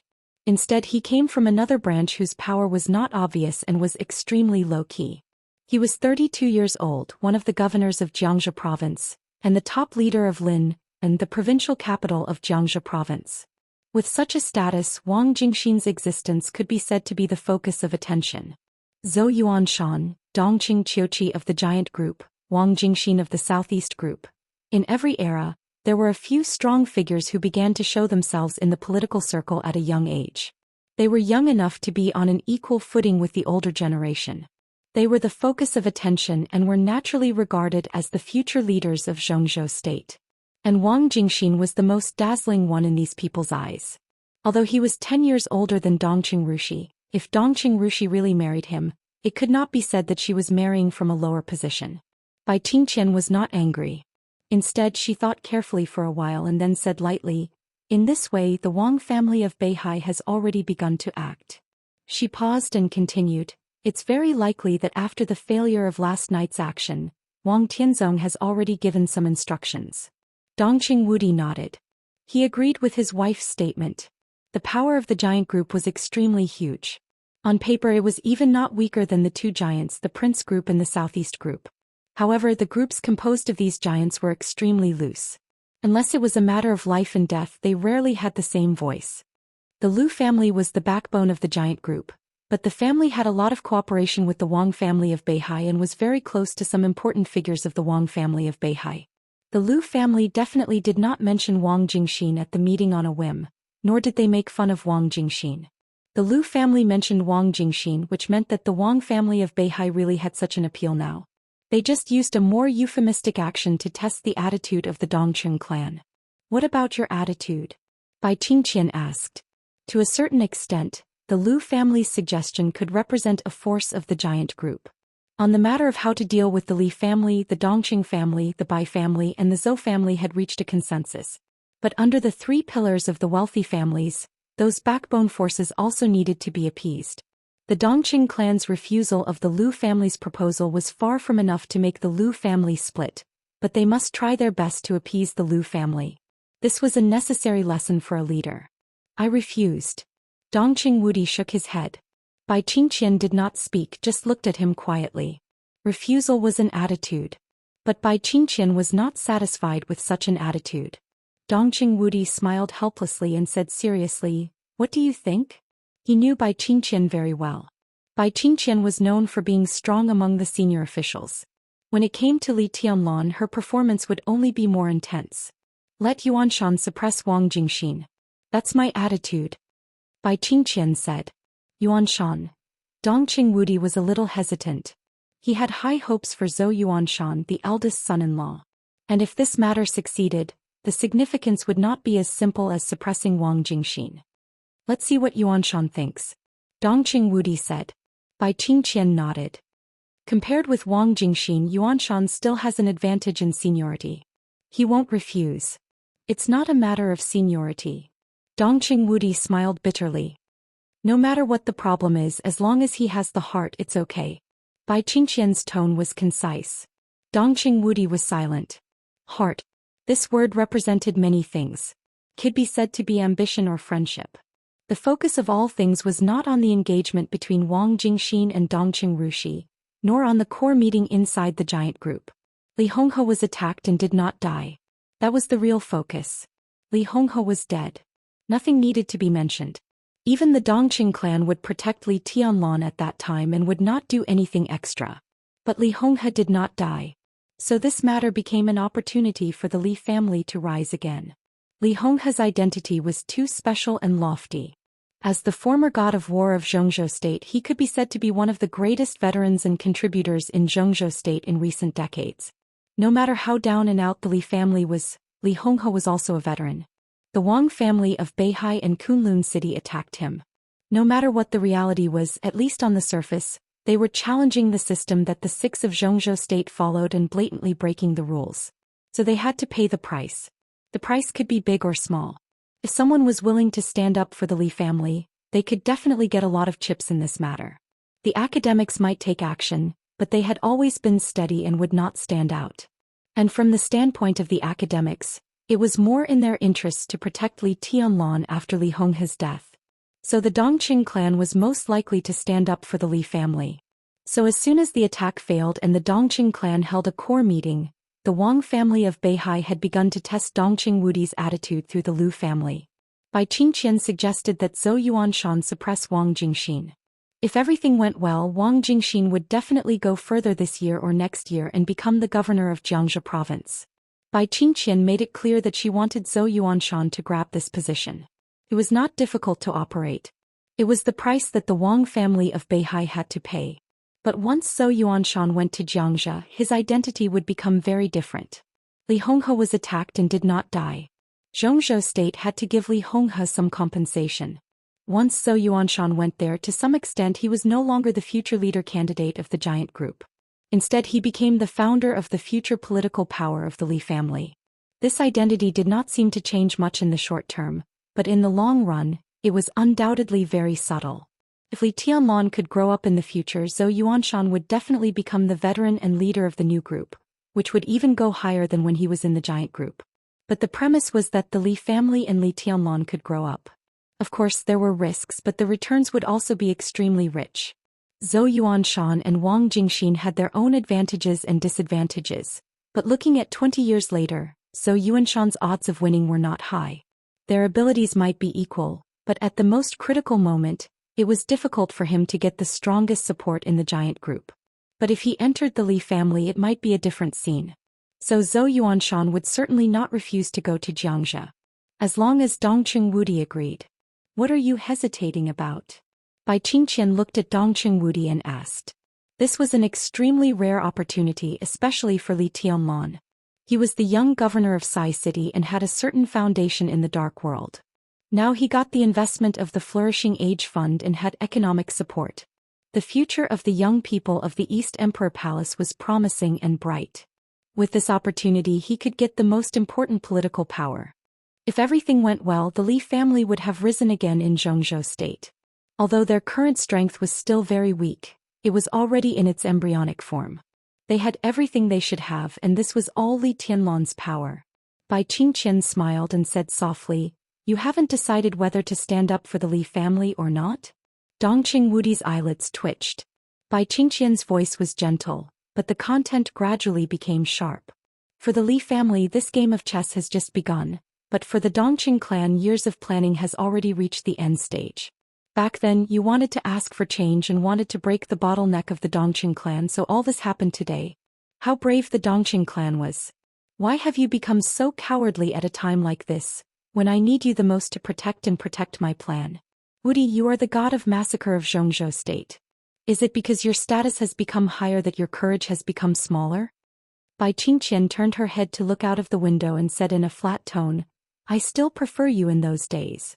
You were high-spirited and fearless. At least at that time, you could and dared to protect some of the most important things to you. At that time we were both very young. You could fight with Gu Xingyun for me, smash Wang Tianzong's car for your family, refuse to admit defeat even when you were beaten, and dare to openly Quangtu's head with a wine bottle. You at that time were my favorite."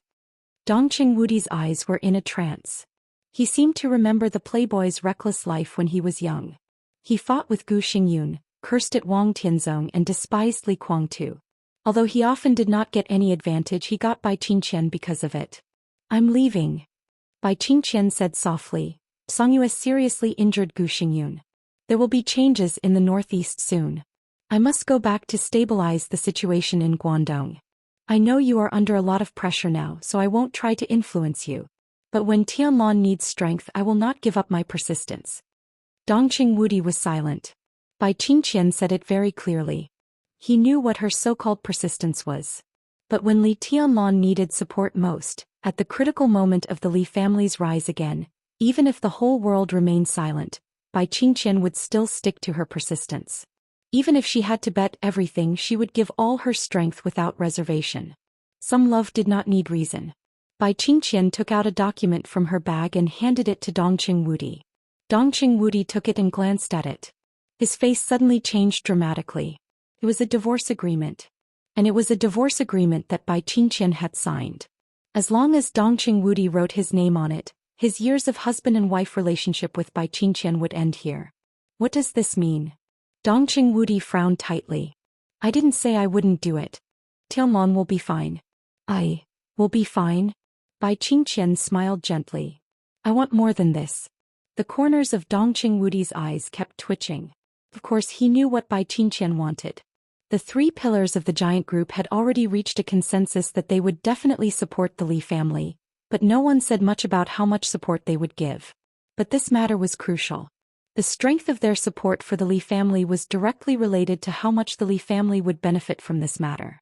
There was no doubt that Bai Qingqian wanted the full support of the Dongqing clan. That was the most difficult thing for Dongqing Wudi. "Qingqian, don't force me." Dongqing Wudi's voice was slow like an old man's. From his own standpoint, he was naturally willing to fully support Li Tianlan. But supporting Li Tianlan and supporting the Li family were two completely different things. Although this was an opportunity for Li Tianlan, if he fully supported Li Tianlan, he would also encounter a lot of resistance. Dongqing Wudi naturally had to weigh the pros and cons. Born as a human, I always have to shoulder the responsibilities I should shoulder. Bai Qingqian's tone was indifferent. "You're more than a soldier." She looked at the divorce agreement in Dongqing Wudi's hand and said slowly, "I'm not threatening you with this. This is my decision after careful consideration. Wudi, sign it. After signing it, what you want to do has nothing to do with me, and what I want to do has nothing to do with you. Why torture each other? I don't want to see my husband, the only man I've ever loved in this life, gradually become the kind of person I despise the most. It's good for everyone to sign it. It has nothing to do with me." Dongqing Wudi's eyes flashed with angry sparks. "What do you want to do? Qingqian, do you know what will happen once you do something? It's good to die." Bai Qingqian's voice was stiff and numb. These years I've been living a life worse than death. I've been tired for a long time. Do you know how I survived?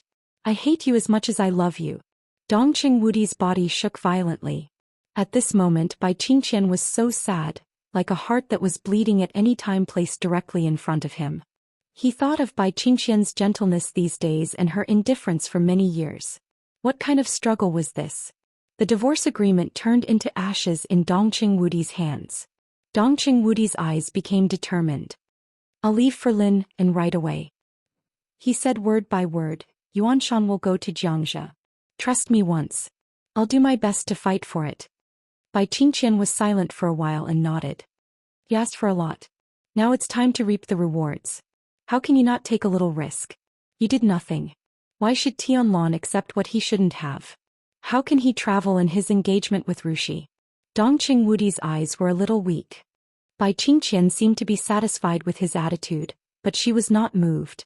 She still hated him. This was a knot that couldn't be untied. I'm leaving. Bai Qingqian walked to the door. When she was near the door she paused and continued, I'll be back on the Mid-Autumn Festival. The sound of a helicopter whistling outside the window sounded. Bai Qingqian was about to leave. And Dongqing Wudi was about to set off. Bai Qingqian walked into the car. Dongqing Wudi got on the plane. One went south and the other went north. They didn't do it for the Li family. They did it for Li Tianlong. After today the Li family, which had been silent in Zhongzhou state for many years, would officially set off again under the leadership of Li Tianlong. They would go to the distance in the supreme place where they used to be. There were waves and storms ahead. But there must be an end when there was a start. Readers. 670548567 brothers who haven't added me, please add me. I can't post a group number in the book review section. Chapter 334. The night passed quietly. The intoxicating fragrance with an ambiguous aura still lingered in the gradually brightening dawn. The lights were on in the spacious and comfortable bedroom, and the air conditioner was on. The man and woman hugging each other were covered with quilts. Li Tianlong held Qin Weibai tightly, breathing evenly and relaxed. Qin Weibai, who hadn't slept all night, lay quietly in Li Tianlong's arms. She opened her moist and charming eyes and stared intently at Li Tianlong's face. It was not a particularly handsome face. It was delicate and even a little ordinary. However, even in his dreams his face appeared extremely resolute and tranquil. There seemed to be a natural sword intent between his eyebrows, which added an indescribable grace to his whole face. Qin Weibai looked at him silently. There was no admiration or adoration in her eyes, only a deep and boundless affection. Li Tianlong moved his body and turned to Qin Weibai. Qin Weibai also moved and deliberately turned her back to Li Tianlong. Li Tianlong's palms subconsciously reached over and grasped Qin Weibai's plump breasts. Qin Weibai turned back again. Li Tianlong still didn't wake up. But without the plump softness in his hand, his palms subconsciously slid down and fell on her perky buttocks. It was not a lustful touch. It was a grip. He didn't have much since he was a child, so he was particularly afraid of losing what he cared about. Li Tianlong's strength was great. Qin Weibai felt a little pain, but she could clearly feel Li Tianlong's care for her and a strong desire to control her from this pain. The light outside the window was getting brighter and brighter. Qin Weibai turned gently in Li Tianlong's arms and turned back. Li Tianlong's palm moved up and down as she turned. He frowned and seemed to be a little distressed. Qin Weibai finally couldn't help giggling.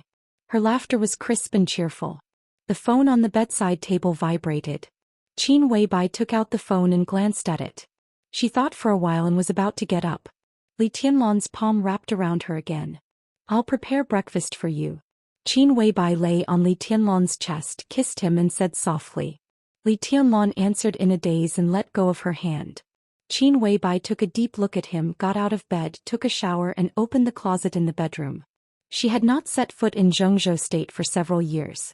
Therefore the clothes in the wardrobe were all from a few years ago. Qin Weibai took out a white shirt, a pair of black high-waisted, wide-legged pants and a pair of high heels. With her height of 1.76 meters she was definitely a crane in a flock of chickens. Dressed like this, her pair of long and slender legs were simply soul-stirring. If such a woman were to be glanced at by her cold and dreamy eyes, men with poor psychological quality would probably be defeated on the spot.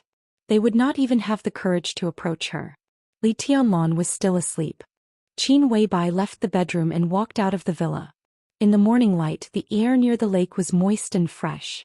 The two villas next to each other were quiet. Everyone was resting. Qin Weibai looked down at her phone and walked into the depths of the villa area alone. There was only a slightly smaller villa in the depths of the villa district. It had 2 floors and was less than 1,000 square meters. The location was slightly worse and one could barely see a corner of the West Lake. However, there was a bamboo forest around it, so it looked extremely deep and quiet. This villa was also Qin Weibai's property. But it was written in the name of Great Master Wu, so it could be regarded as Great Master Wu's legacy. The morning wind blew through the bamboo forest. The bamboo leaves shook and made a slight sound. It was verdant and full of vitality. The villa was located in the middle of the bamboo forest, quiet because of the bamboo forest. The bamboo forest was rich because of the villa. They complemented each other. The exquisite door of the villa was unlocked. The smell of Chinese medicine wafted out of the villa. Qin Weibai walked into the villa. Flaming Fire, who was decocting medicine in the kitchen, looked back vigilantly at the first moment. When she saw Qin Weibai, she bowed slightly but did not come out. A middle-aged monk in gray sat in the living room. The monk wore a clean and simple gray robe, holding a string of Buddha beads in his hand, and his smile was peaceful and almost serene. There was a small box beside him. It was inconspicuous, but it was always within his reach. "Greetings, senior brother," Qin Weibai said softly. She sat down opposite the monk and straightened her back. The monk put his palms together and chuckled. "Long time no see." "It's long time no see." Qin Weibai looked at the string of Buddha beads in the monk's hand in a trance. After a long time she asked, "How did my foster father settle down?" "He didn't need to be settled down." The monk shook his head. "My master voluntarily dissipated between heaven and earth. There was no mourning hall, no memorial tablet, and no cenotaph. Since we don't know where he came from, why bother to go there? My master never cared about what happened after his death." Qin Weibai didn't seem to know what to say, so she changed the subject. "How about senior brother Rui?"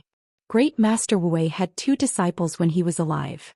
One was Ruzhen and the other was Rui. After Great Master Wu disappeared, Ruzhen and Rui both left Qingyun Temple.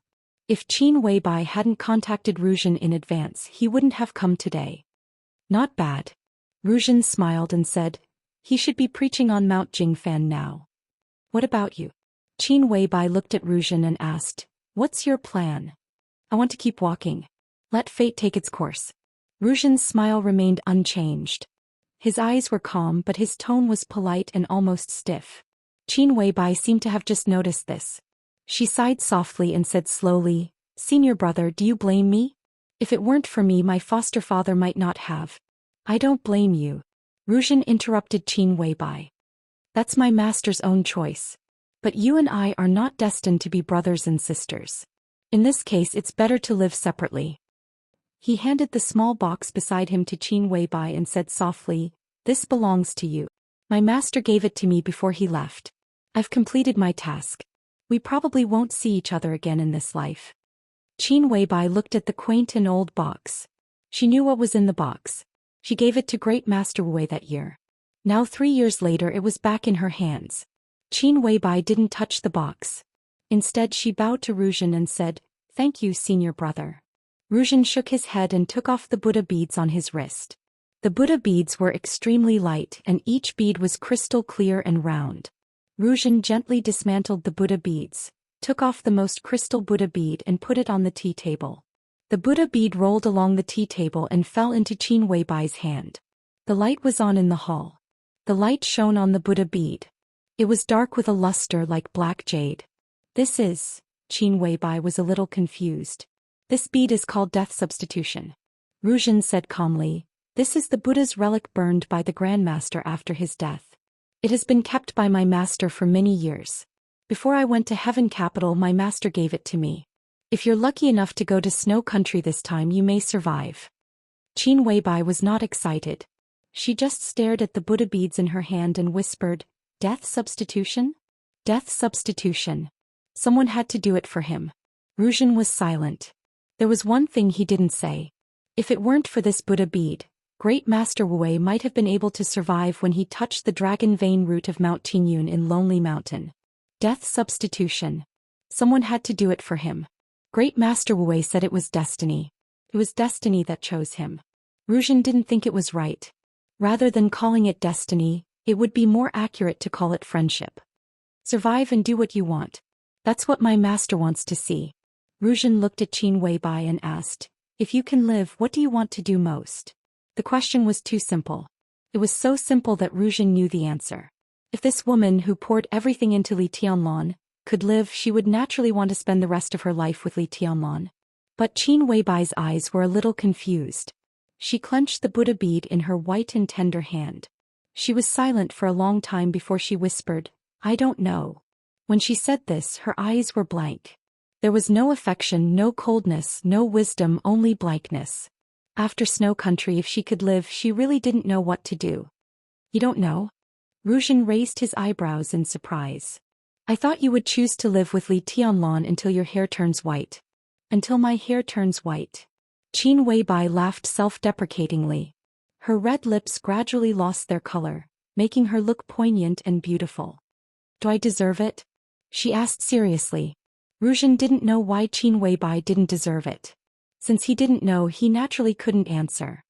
He frowned, thought for a while, and then said blandly, you don't owe him anything. Owing is owing. That's the truth. It's too hard to say it doesn't exist. Qin Weibai shook her head. Ruzhen suddenly remembered a sentence that Great Master Wu had said. He had said this to military counselor before Great Master Wu disappeared. And earlier than that he had said it to Ruzhen. Ruzhen glanced at her and said slowly, you are not you and he is not him. How can I owe him? Qin Weibai shook her head and didn't speak. If there is really any debt, then pay it back. There is nothing that can't be paid back. Ruzhen said. How? Qin Weibai's voice was very soft and she asked with some despair. Give him a child. This is the greatest sacrifice. Give him a descendant. Is there anything else that can't be paid back? Ruzhen lowered his head and tied the string of Buddha beads again, saying, you are not a monk. It's your duty to give birth to children. Master has even named you and his child. Whether it's a boy or a girl, it will be called Li Dongqing. Qin Weibai didn't respond. Ruzhen raised his head, feeling strange. In his sight was a delicate and perfect face, but it seemed to have lost all color and spirit in an instant. Qin Weibai's face was pale. There was even some fear in her eyes. It was a scene after all the beauty was broken. It was beautiful but not beautiful. What's wrong? Ruzhen asked. Qin Weibai shook her head reluctantly. Her voice was very reluctant and labored. I won't give him a child. Never. She loved Li Tianlan. But she had her own obsession. Never. Ruzhen still wanted to ask something, but Qin Weibai had already stood up and said calmly, Senior brother, I won't keep you. Help yourself. Ruzhen looked at her in surprise, nodded and said, well, I'm leaving. Flaming fire. Qin Weibai shouted, see the guest out. Flaming fire came out of the kitchen and saw Ruzhen off. Qin Weibai sat down again and stared blankly at the small box in front of her. Fear once again surfaced in her cold and resplendent eyes. After Snow Country, if she didn't die, she really didn't know what to do. Because she couldn't see her future clearly and she couldn't see Li Tianlan's future. She didn't know whether she and Li Tianlan would become husband and wife or enemies in the future if she lived. If she turned deep love into hatred. She would rather die. Death was really good.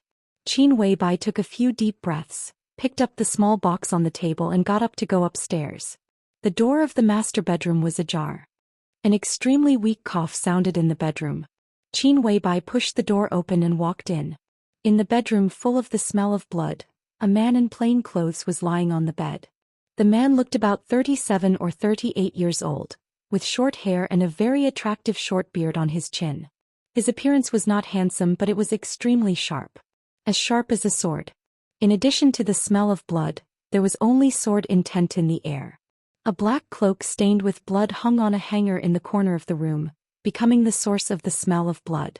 How did you get hurt so badly? Qin Weibai glanced at the man and frowned. The man smiled bitterly. Summer solstice is stronger than all of us thought. She almost killed the men of sacrifice from the purgatory of heaven capital with one sword strike.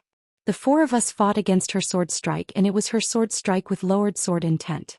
I was a little better, but Duke and General were almost disabled and Military Counselor was not much better than me. If I had been one step later. The man was Saint. The four super masters of Samsara escaped from the Wang family of Beihai overnight. Saint did not go to where he should go but came to Lin, and as soon as possible. Qin Weibai was silent for a while and said flatly. Saint had a bitter smile on his face. It's good to be alive. And if you have nothing to do, maybe you will go to Snow Country to seek death. It's good. Qin Weibai said softly, I want to go and I don't need any formal send-off. Saint's mouth moved and he wanted to say something but stopped on second thought. Qin Weibai handed the box in her hand to Saint. This is what you want. After I leave, do what you should do. Recuperate here and then go back. Saint took the box silently. He also knew what was in the box. He opened the box. There was a small but extremely heavy diary in the box. On the front of this diary was his road to the Invincible Realm. And on the back was the road to domination of the East Emperor Palace in the future. Qin Weibai was really ready for everything. He closed the book and suddenly whispered, I have a question. Go ahead. Qin Weibai said flatly. Why did you attack summer solstice? Saint looked at Qin Weibai. Qin Weibai also looked at him and did not speak. This question did not need to be answered. Why did she attack summer solstice? She had made it very clear before. And even if she did not say it, Saint could know. She had had this conversation with Saint many times. Every time Saint asked these questions that did not need to be answered, he actually did not care about the answer to the question. Instead, he wanted to use this question to say something. You are very similar to summer solstice. Saint said softly, you are the kind of lunatics who would do anything for your man. You're too similar. People like you can be very harmless, but they can also be very scary. In different times you are unique. Such a woman should be respected and no one will be willing to blame you. Qin Weibai looked at Saint. A trace of anger gradually appeared in her cold eyes. I am very similar to summer solstice? She said in a mocking tone, are you mocking me? Summer solstice was indeed worthy of respect. But, at least in my heart, my boss, Qin Weibai, is a woman who is qualified to be compared with summer solstice. Saint said seriously. That's only in your eyes. Qin Weibai said, in fact I am not qualified. I can't compare with her. Saint was silent for a moment and then said with a bitter smile, actually I just heard your conversation. Qin Weibai's eyes narrowed. Saint was a little helpless. Although I am seriously injured, my ears are still good. I think Ruzhen is right. You don't owe Tianlong anything. Even if you owe him, he may not care. You don't understand. Qin Weibai shook her head. There's nothing I don't understand. Saint sneered and said, Little Bai, you weren't like this before. At least you didn't think so when Tianlong appeared. You care too much about Tianlong's evaluation of you. If I have to say, if you didn't go to Heaven Capital 3 years ago and let us do everything, things wouldn't have come to this. You really shouldn't go to Heaven Capital. What else can I do if I don't go to Heaven Capital? Qin Weibai's expression was calm. If you didn't go to Heaven Capital, your thoughts wouldn't be so extreme. Saint said, it's good to be calm. Calm. Qin Weibai turned around and walked to the bedroom door. How can I be calm if my heart is not calm? She walked out of the bedroom, left the bamboo forest and returned to the villa where Li Tianlong was. In the villa, Li Tianlong had already gotten up. Lin Fengting, his son, and Li Honghe had also gotten up. Li Honghe sat on the sofa and looked at Qin Weibai coming in. He smiled and nodded. Breakfast will be delivered soon. Qin Weibai said with a smile. I'm afraid I can't have breakfast. I just talked to Minister Dongqing on the phone. They should be here soon. Li Honghe said with a smile. With Li Honghe's status, if he was attacked and died, a funeral ceremony of the highest standard should be held. Now that he was injured but not dead, the people of the Six should send people to visit him. It doesn't matter. Breakfast is enough. Qin Weibai smiled. The roar of the helicopter's rotors sounded in the sky outside the villa. The sound came from far away and finally flew over the sky to the tarmac in the center of the villa area. Almost at the same time, a black Mercedes-Benz drove into the villa area and appeared in front of Qin Weibai's villa. A calm man in his 30s got out of the Mercedes-Benz. The door of the villa was not closed. He hesitated, walked into the courtyard and rang the doorbell. Everyone in the villa suddenly focused their attention on him. Senior Li, I'm Wang Jingxin. The young man introduced himself in a calm tone. Wang Jingxin from the Wang family of Beihai, the first secretary of Linnan? Everyone looked at him quietly. The expression of this upstart who had long been famous in the political circle of Zhou state was still calm, but there was a trace of anxiety in his eyes at this time. His name was Jingxin. But how could he calm down for everything? In the mortal world, except for the experts who really saw through the world, everyone was a striver. Striving was also a pursuit. Chapter 335. Wang Jingxin stood at the door. The anxiety in his eyes was so clear that everyone could see it clearly. This young high-ranking official who was likely to become the leader of the Southeast Group and even the flag figure in 20 years, was tall and straight. His appearance could only be said to be ordinary, but his eyebrows were extremely thick, which made him look very powerful. Now he stood there quietly. Although he was a little anxious, he still had a kind of dignified official authority and calmness. Secretary Wang? What a rare visitor. Li Honghe smiled but did not get up. He just said slowly, please come in. Wang Jingxin came in. He came to Li Honghe and bowed deeply. Hello, Senior Li. I'm not very good. Li Honghe looked at Wang Jingxin. His voice was soft but the content was very direct. Wang Jingxin's body, which had just straightened up, suddenly froze. He glanced at Li Honghe. Li Honghe was also looking at him. His eyes were deep and peaceful. Wang Jingxin could only see calmness. Wang Jingxin did not expect Li Honghe to be so direct. He did not expect Li Honghe to be so calm. At this moment he even had a very absurd idea in his heart. Zhongzhou Sword Emperor who ranked first on the divine list. State Protecting War God who ranked fifth on the divine list. The two of them attacked an old man together. Not only did they fail, but the other party could still sit here calmly. What on earth did they do? Did they come to drink and chat? I heard that Senior Li was attacked last night, Wang Jingxin said, but he did not finish. Li Honghe directly interrupted him and asked with a smile, Jingxin, are you disappointed to see me like this? Wang Jingxin's heart skipped a beat, but his powerful face did not change at all. He just said softly, Senior Li is the pillar of Zhou state. You work hard and make great contributions. Your health is very important to Zhou state. I am relieved to see you are fine. He said it very sincerely and everyone could even hear a trace of relief in his tone. Lin Fengting, who was sitting next to Li Honghe, smiled, shook his head, stood up and said, I'll go out for a walk with Zhou Xian. He was impatient to get involved in these things. Behind such sincere relief there were all conspiracies. There was no real sincerity under the hypocritical appearance, only insidiousness. This kind of life was too tiring. Li Honghe looked at Lin Fengting's back. There was some disappointment in his eyes. Lin Fengting's departure was not only because of his personality, but also because of his stance. He would protect the Li family. But the Lin clan still did not want to enter the secular world and participate in the disputes of Zhou state. The Lin clan was outside of Zhongzhou and Lin Fengting was like a wild crane, he had no pursuits. Therefore his heart was the calmest. If he wanted to protect someone he didn't need to gamble because there was nothing that he wanted to gain. Therefore one strike was enough. Li Honghe turned his eyes to Wang Jingxin. Other than Li Tianlan, there was only Qin Weibai in the hall. Therefore he spoke more directly, so Jing Xen, you're not disappointed? Wang Jingxin seemed to have completely relaxed. He was not interested in martial arts, but in terms of scheming and shrewdness he was not inferior to anyone. In such a situation he naturally knew what kind of attitude to use. I'm not disappointed. He said, I'm just a little worried. Worried? Li Honghe raised his eyebrows. For myself. Wang Jingxin's gaze was frank and calm. He was completely telling the truth. He had thought that he would see a seriously injured and dying Li Honghe today, but he did not expect to see a calm veteran of Zhou state as if nothing had happened. The better Li Honghe was, the more trouble the Wang family of Beihai would have. Li Honghe, who did not seem to be seriously injured, was completely worthy of some forces increasing their support for the Li family. Wang Jingxin knew the internal meeting held by the giant group last night. He even knew some of the contents of the meeting. The Dongqing clan did not know that Wang Tianzong actually did not make any arrangements when he left Linnan.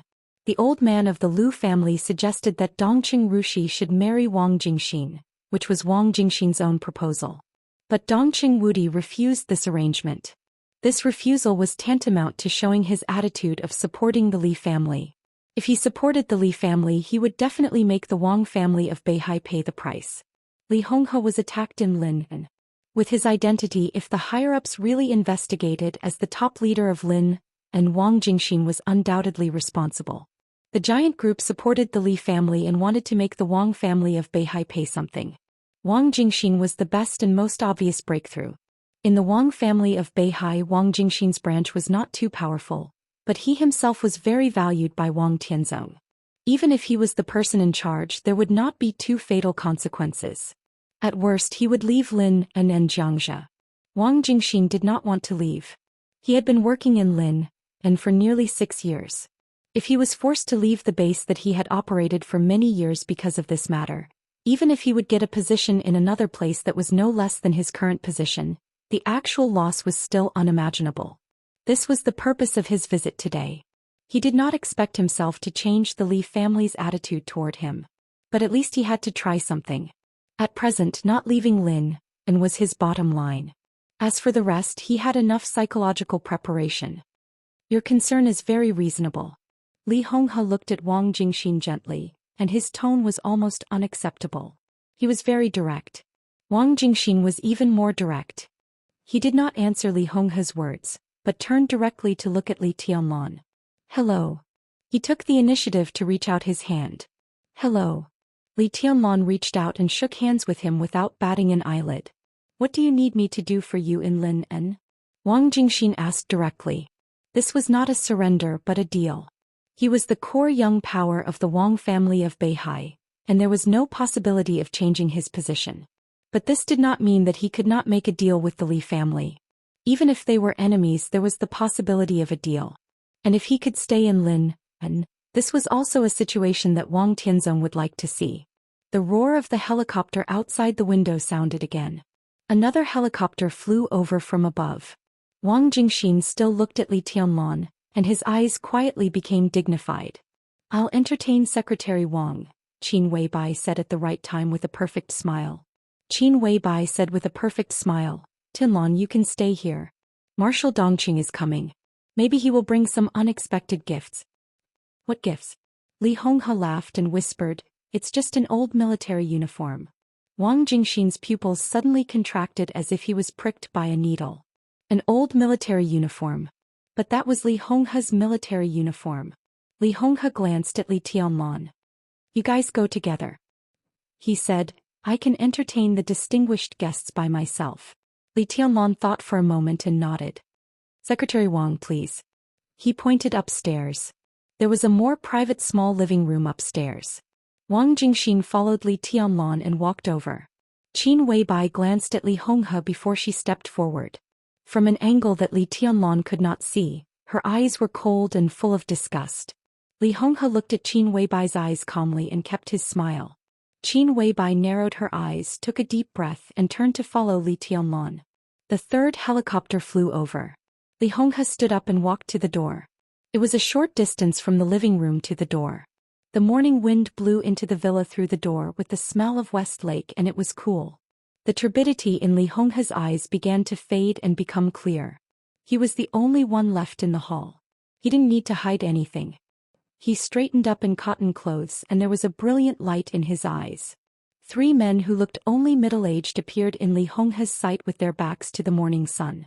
Dongqing Wudi, the executive minister of the army headquarters and a member of the decision-making committee of Zhongzhou State, walked in the middle. On his left and right sides were figures that Li Honghe was very familiar with. The 3 men looked solemn. They walked into the courtyard and came to the door. Li Honghe stood there quietly, his eyes deep and calm. The 3 men subconsciously wanted to bow. Li Honghe waved his hand with a smile and said, let's go in and talk. Listen to Uncle Li. Dongqing Wudi smiled. He stood at the door in a neat military uniform. The golden marshal rank shone dazzlingly in the morning light, looking majestic. Li Honghe turned and walked into the living room. He sat down again where he had just been sitting. What about the other one? Li Honghe asked. He's in the back. As the rumors say, he and Xuan don't get along well. It's better to separate. The middle-aged man on the left of Dongqing Wudi said with a smile. At first glance he looked very young and energetic, but in fact he was slightly old. The wrinkles at the corners of his eyes were very dense, and his hair was dyed black with hair dye. Among the three he was the oldest, so he seemed to be the most relaxed in front of Li Honghe. "Human, you're in good spirits. Can you work for another term?" Li Honghe looked at him and asked with a smile. "Another term? It's hard. Not to mention Zhongzhou State, even this guy probably won't let me work for another term. I'm just holding a position now to pave the way for his good son-in-law." The middle-aged man named Xingmin pointed to Dongqing Wudi with a smile. Dongqing Wudi smiled and said nothing. Wu Xingmin. In Xianxia province of Zhongzhou State, this was definitely a well-known name. Even in the political circle of the whole Zhongzhou State, this name could be said to be a legend. In recent decades he was the only powerful figure who had served as the leader of the same province for more than 15 years. The core force of the southeast faction, Wu Xingmin, the leader of Jiangxia province. He had never entered the decision-making committee in his life, but in Jiangxia his foundation was unimaginably deep. Even the highest-level directors had to think about what he said seriously. Wu Xingmin was 69 years old this year. He should have retired 2 years ago or even 5 years ago, but he always sat in the position of the leader of Jiangxia without moving. With his ability and prestige, as long as his health allowed, no one would doubt that he could not continue to work for another term, which was enough for him to hold the highest power in Jiangxia for 20 years. "It's the Li family that let you down." Li Honghe looked at Wu Xingmin with soft eyes. "Your Highness, it's boring to say this. I've been fine these years." Wu Xingmin stopped smiling and looked at Li Honghe seriously. Dongqing Wudi was Li Honghe's junior. Ning Ziyuan, the commander of the Eastern Theater of Operations on the right of Dongqing Wudi, was also Li Honghe's junior. But Wu Xingmin, who was 69 years old this year, was Li Honghe's friend. Li Honghe was a little older than Wu Xingmin. At the peak of the Li family, Wu Xingmin could be said to be the talent that Li Honghe valued most. Among the core members of the Li family, his rank might not be the highest, but he was recognized as one of the political forces that could best represent Li Honghe's will. If the Li family had not collapsed, Wu Xingmin's journey would never have stopped in Jiangxia. Now at least he would have entered the cabinet. Even if he could not get the principal position, he would at least be the first deputy prime minister of the cabinet. However, with the collapse of the Li family, Wu Xingmin's rank had never changed. He became the ruler of a province from the governor, but his political life had come to an end. Although he had been silent all these years after the collapse of the Li family, it was the same even after he reappeared. But he had never won the real trust of the Wang family of Beihai and the full support of the Southeast group. Wu Xingmin said that he had been fine these years. How could he be fine? Li Honghe took a deep look at him, turned his head and looked at Ning Ziyuan, who was silent. This general of Zhongzhou State, who was also promoted by him, had a completely different experience from Wu Xingmin. Wu Xingmin, who had been silent and never said anything for the Li family, had never won the real trust of the Wang family of Beihai. But in the past many years, Ning Ziyuan, who had been speaking for the Li family, was deeply trusted by Wang Tianzong. But in recent years, Wang Tianzong's attitude toward him had changed subtly. Ning Ziyuan had an ordinary appearance, low-key and silent. Noticing Li Honghe's gaze, he seemed to be a little excited and subconsciously bowed. "Ziyuan, Qianqing is good. I heard from Donglai that Qianqing is in love with Donglai's granddaughter? Very good. Some feelings can't change with time. In this way you and Donglai will be closer." Li Honghe said with a smile. "It's all the children's business. I didn't intervene, but I'm very supportive of this matter." Ning Ziyuan said respectfully. Li Honghe said yes, hesitated and asked, "How has Migres been these years? Qianqing has had a stiff relationship with you these years. Is it because of Migres's daughter?" His eyes were a little sad. Dongqing Wudi was puzzled. Not to mention him, even Wu Xingmin, who had never spoken for the Li family but was definitely on their side, was a little puzzled. He didn't know who this so-called Migres was. He could only vaguely guess that it was a code name. "Migres is very good," Ning Ziyuan said softly. "He has a strong force in his hands now. He has been preparing for these years. As long as there is a need, he will do his best to help Tianlan." "You've worked hard." Li Honghe suddenly didn't know what to say. He was silent for a long time and then he said these 3 words dryly. The collapse of the Li family was so fierce and rapid that even Li Honghe couldn't leave too many flawless backups. Wu Xingmin was one of them and there were others. But among all the backups, the most flawless one was a group of hidden forces with only 7 people. That was the core hidden force belonging to the Li family, codenamed Starry Sky. They used the Big Dipper as their code name. Ning Ziyuan ranked last, codenamed Alcade. After more than 20 years, 6 of the 7 people were still alive. Only Tianji was dead. He died in Heaven Capital. Thank him for me. Li Honghe said softly. His identity is special. I'm afraid it will be difficult for me to see him again. I will tell Tianlong that when he returns to the Li family, no one will say that he is a servant of 3 families. He is a hero of the Li family and you are all heroes of the Li family. Ning Ziyuan wanted to say something but stopped on second thought. Finally, he nodded silently. The sound of light footsteps could be heard. A man in his 40s came in from the door of the villa. The man was tall and burly. He was dressed in casual clothes, but his body was as straight as a sword, looking majestic. He looked domineering and wild. He had a striking bald head, solemnly holding a box in his hands, and walked slowly into the living room. Senior Li. He walked up to Li Honghe, put down the box and said in a respectful tone. Sit down. Li Honghe nodded with a smile. The bald man sat down beside Ning Ziyuan. There was no expression on his majestic face. He didn't even look at Ning Ziyuan. I say it's okay for you to pretend in normal days. Now we're all on the same side. Why are you still so tense? It's as if you really have a deep hatred for Xian. Wu Jingmin suddenly scolded with a smile. The bald man was stunned and then he shook his head with a wry smile. It's a deep hatred. Until now, my sister-in-law still thinks that my brother-in-law is a pervert. It's this bastard who told his sister that I liked him. After so many years, this misunderstanding is so big. Ning Ziyuan's sister was Ning Sini. Ning Sini was the daughter-in-law of the Zhang family, a wealthy family in Huating. Her brother-in-law was naturally also surnamed Zhang. Zhangqi, the minister of the Southeast Special Warfare Headquarters of Zhengzhou State. Zhangqi liked Ning Sini, but Ning Ziyuan married his sister to Zhangqi's brother Zhang Xiaohua. This matter caused a great uproar in the southeast at that time. Zhangqi also completely fell out with his family and Ning Ziyuan. This matter was still brought up to this day. At that time, the Wang family of Beihai appointed Zhangqi as the minister of the Southeast Special Warfare Headquarters in order to check and balance Ning Ziyuan's expansion in the Eastern Theater of Operations, which was gradually alienated from them. For more than 20 years, Zhangqi and Ning Ziyuan rarely met each other. The relationship they showed was almost incompatible with each other. They just managed to deal with each other in public. Today's gathering was also a public place in the eyes of outsiders. Li Honghe was assassinated in Lin, and Wu Jingmin the host. Ning Ziyuan, the commander of the Eastern Theater of Operations in charge of the defense of the southeast of Zhengzhou State.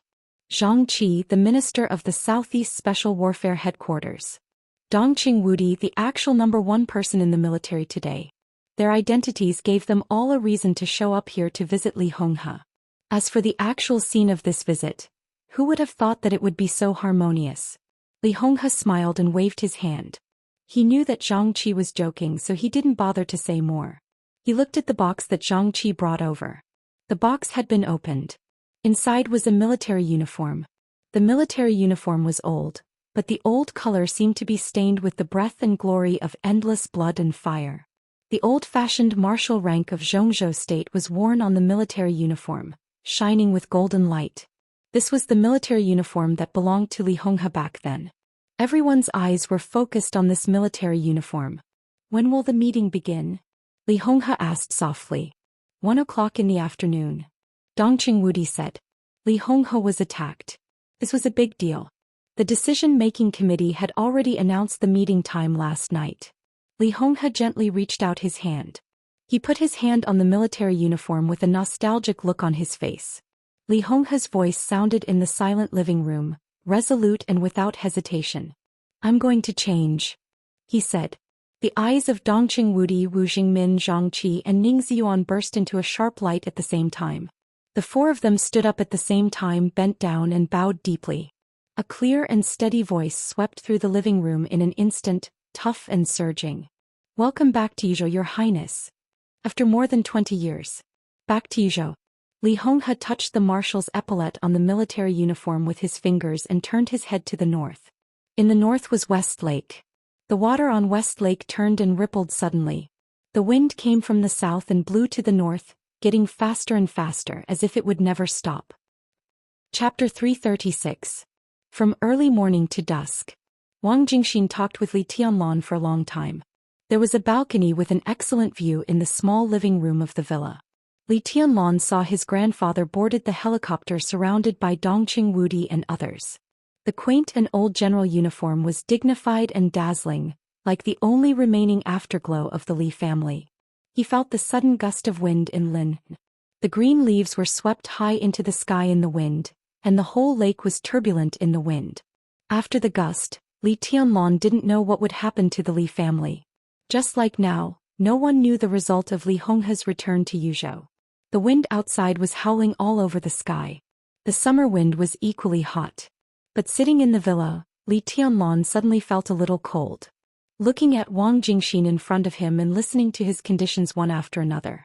It was not until now that Li Tianlan really felt the part of the general trend in wind and rain related to himself and the Li family. It was completely different from 3 years ago. The decisive battle in Heaven Capital 3 years ago was the general trend of the Dark World. Zhongzhou State's gains and losses were related to Li Tianlan, but it was not closely related to him. And this time the Li family was completely standing in the center of the storm. Li Honghe, who had left Yuzhou for many years, returned to Yuzhou. What would he get? This matter was related to Zhongzhou State, but it was also not closely related to him. It was just the gains and losses of the Li family. How much the Li family got from this matter could completely affect Li Tianlan's future advance and retreat. Compared with that, the negotiation with Wang Jingxin was completely insignificant. Therefore Li Tianlan spoke very little the whole afternoon. He was cautious in his wording, but his mind had already flown with Li Honghe to the plenary meeting of the decision-making committee in Yuzhou. Qin Weibai had been accompanying Li Tianlan. In this small private living room, even flaming fire did not come up to the table. Qin Weibai was both a waiter and a representative of Li Tianlan.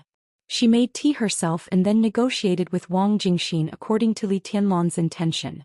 In the afternoon, Qin Weibai made more than 20 requests to Wang Jingxin. The requests were big and small. The big ones were extremely big. The small ones were very small, and all of them were details. Qin Weibai seemed to really attach great importance to this negotiation, so her attitude was extremely serious. Li Tianlan was silent most of the time. He thought of the meeting in Yuzhou and listened to the negotiation between Qin Weibai and Wang Jingxin. In his previous world there was only martial arts. Politics, tactics, the general trend.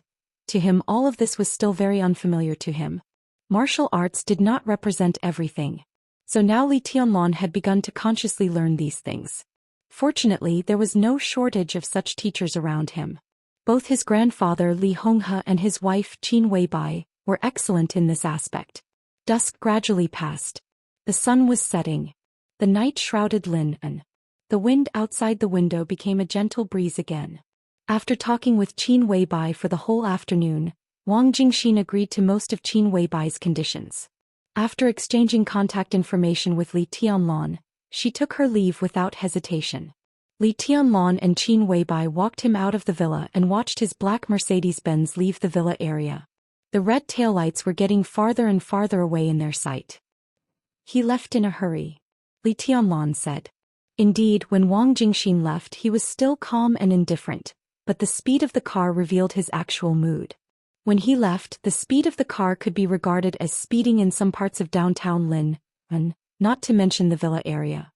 He was under a lot of pressure and he talked a little more today. It's normal for him to rush back to sort out his thoughts and report to Wang Tianzong.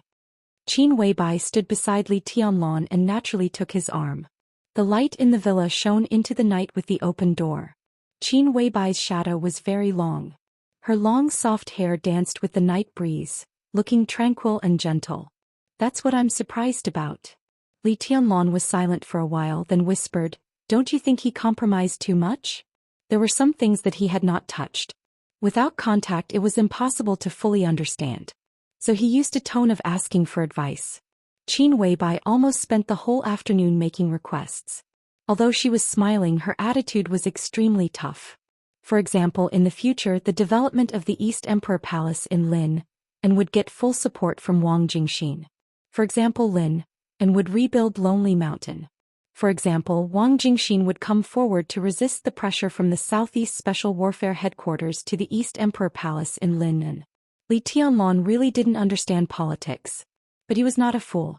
At least he knew that Qin Weibai was demanding an exorbitant price. If Wang Jingxin agreed to all of them, the treatment of the East Emperor Palace in Lin, and would even be no less than that of the young forces cultivated by the Wang family of Beihai. Wang Jingxin agreed to most of them. And the rest of them did not explicitly refuse, just saying that they were considering it. Was such a compromise just to not leave Lin in? What surprised Li Tianlan most was Qin Weibai's attitude. Her attitude was really too serious. Looking at the series of requirements she put forward, even Li Tianlan himself felt that Qin Weibai wanted him to set the headquarters of the East Emperor Palace in Linnan. The Li family would occupy Lonely Mountain.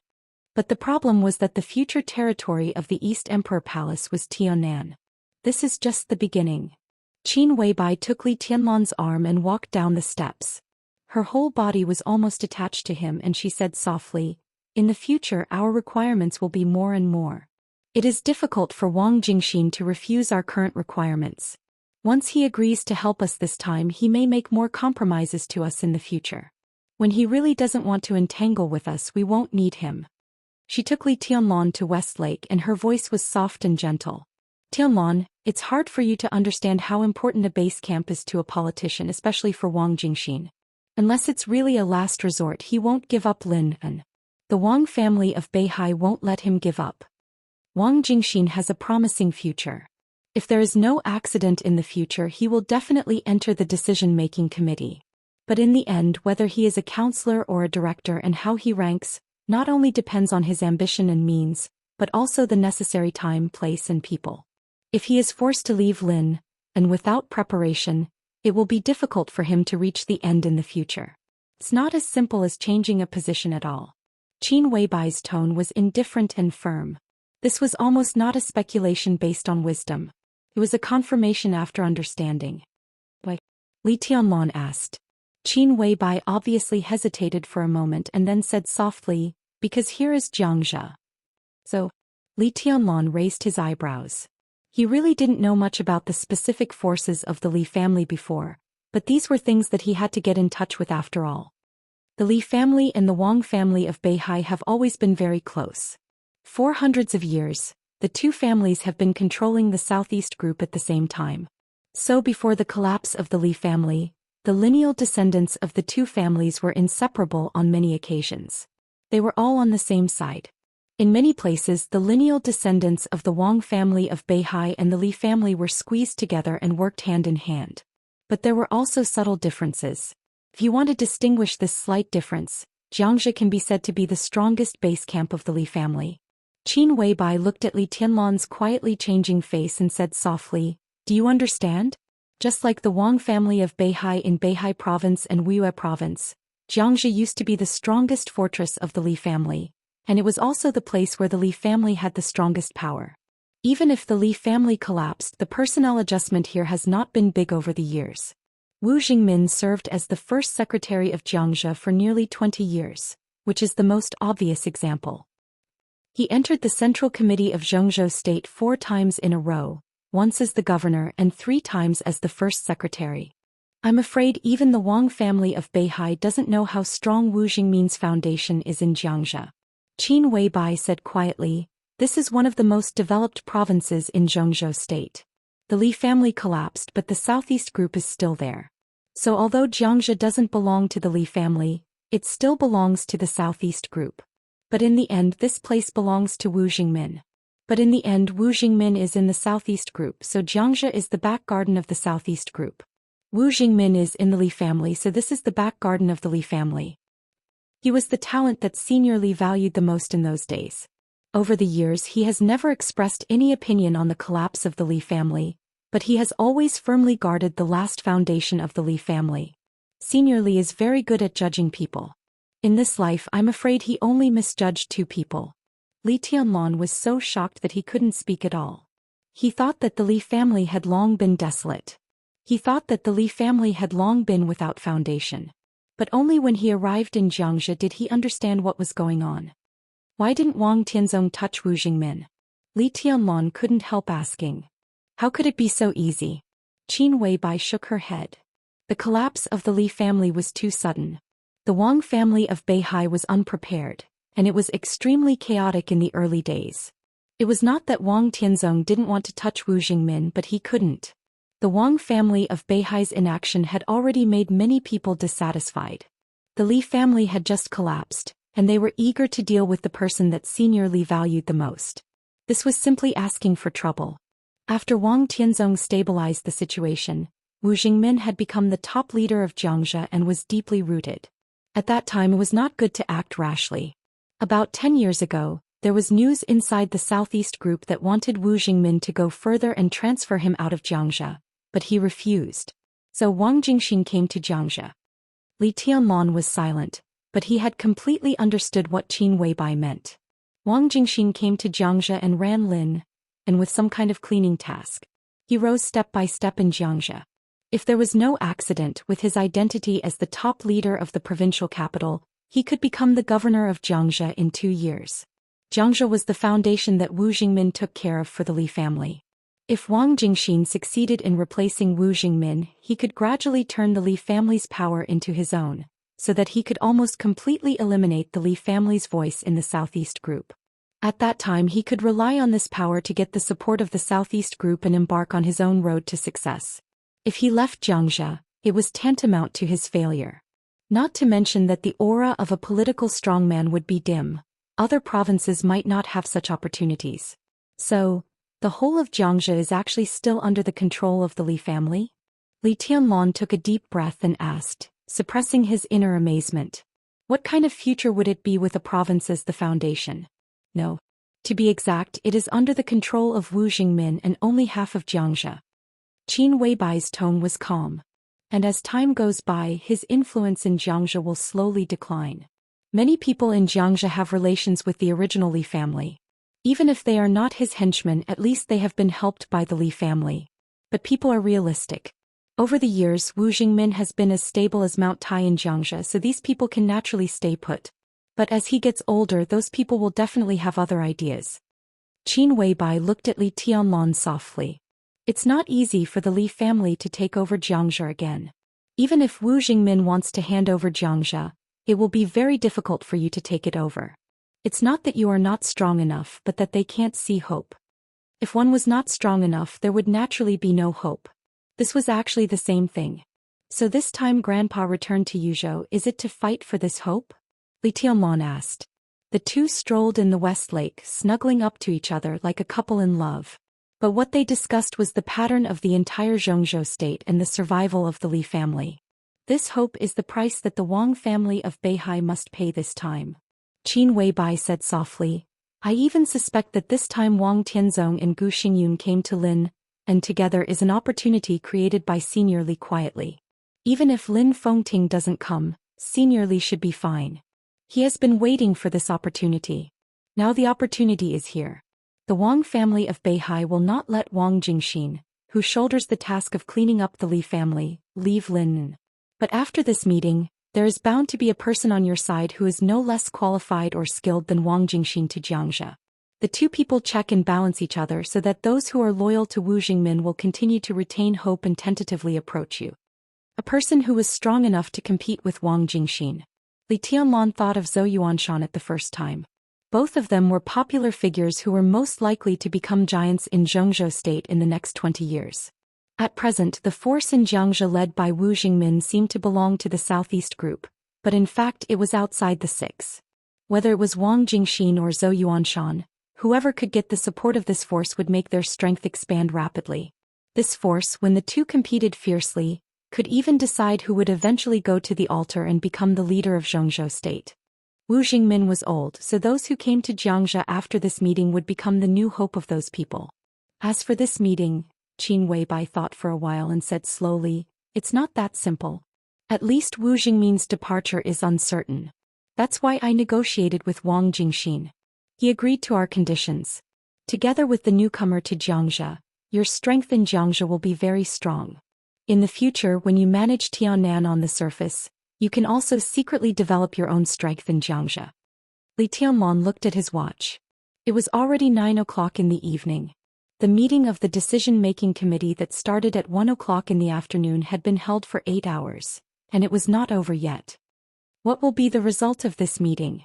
Li Tianlong asked in a low voice. I'm not sure. Qin Weibai shook her head. She took a deep look at Li Tianlong and said softly, I have a piece of top-secret information. Xianxia of the Southeast Special Warfare Headquarters of Huiting is likely to be a hidden pawn left by Senior Li. With the support of the giant group Wu Jingmin Ningziyuan Zhangqi. Tianlong, don't you understand what this means? The support of the giant group. If the top leader of Xianxia, the commander of the Eastern Theater of Operations, and the minister of the Southeast Special Warfare Headquarters were all the forces of the Li family, what did it mean? Li Tianlong's face suddenly changed. Senior Li's return to Yuzhou this time is entirely based on Xianxia to plot the southeast. Qin Weibai said in a low voice. After more than 20 years of silence and low-key, the opportunity finally came. When the afterglow of the Li family was about to fade, Li Honghe had taken it for granted that the entire southeast of Zhongzhou state was his prey. Based on Xianxia, plot the southeast.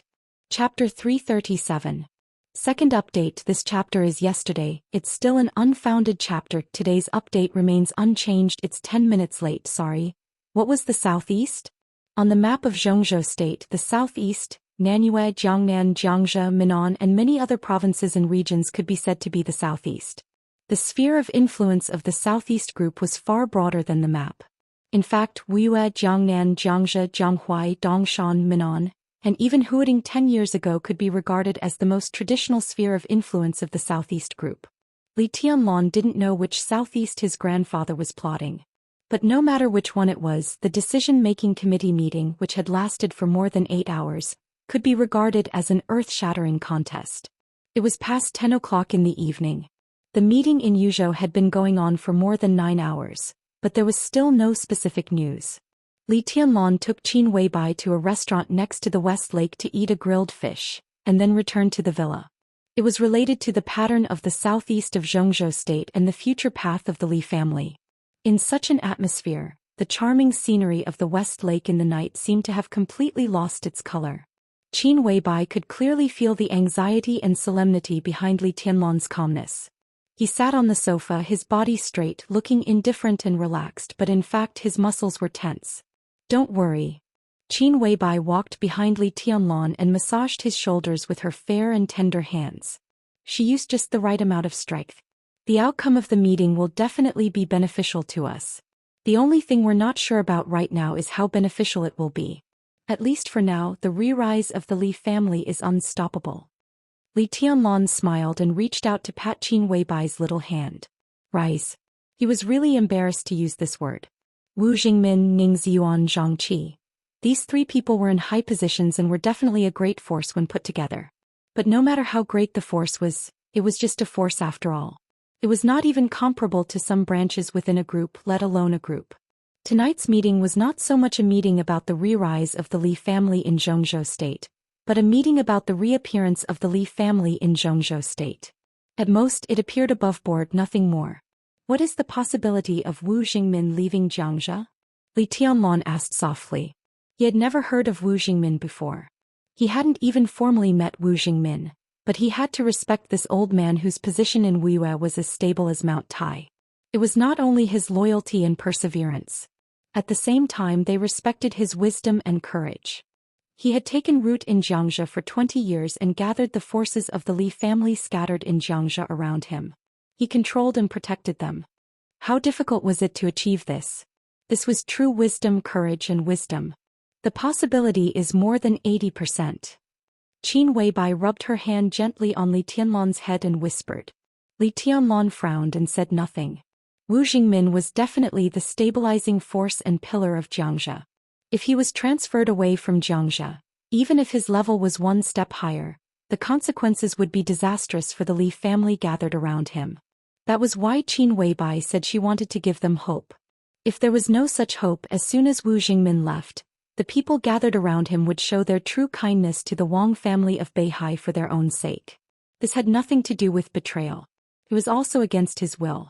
Even if the Li family could give them hope again, Xianxia would not be as stable as Wu Jingmin's. As long as they were not stupid, not many people would exchange the sky-reaching pillar for the hope of the future. In fact, this is not a bad thing. If Wu Jingmin leaves Xianxia, it will definitely have an impact in a short time, but it should not be a big impact.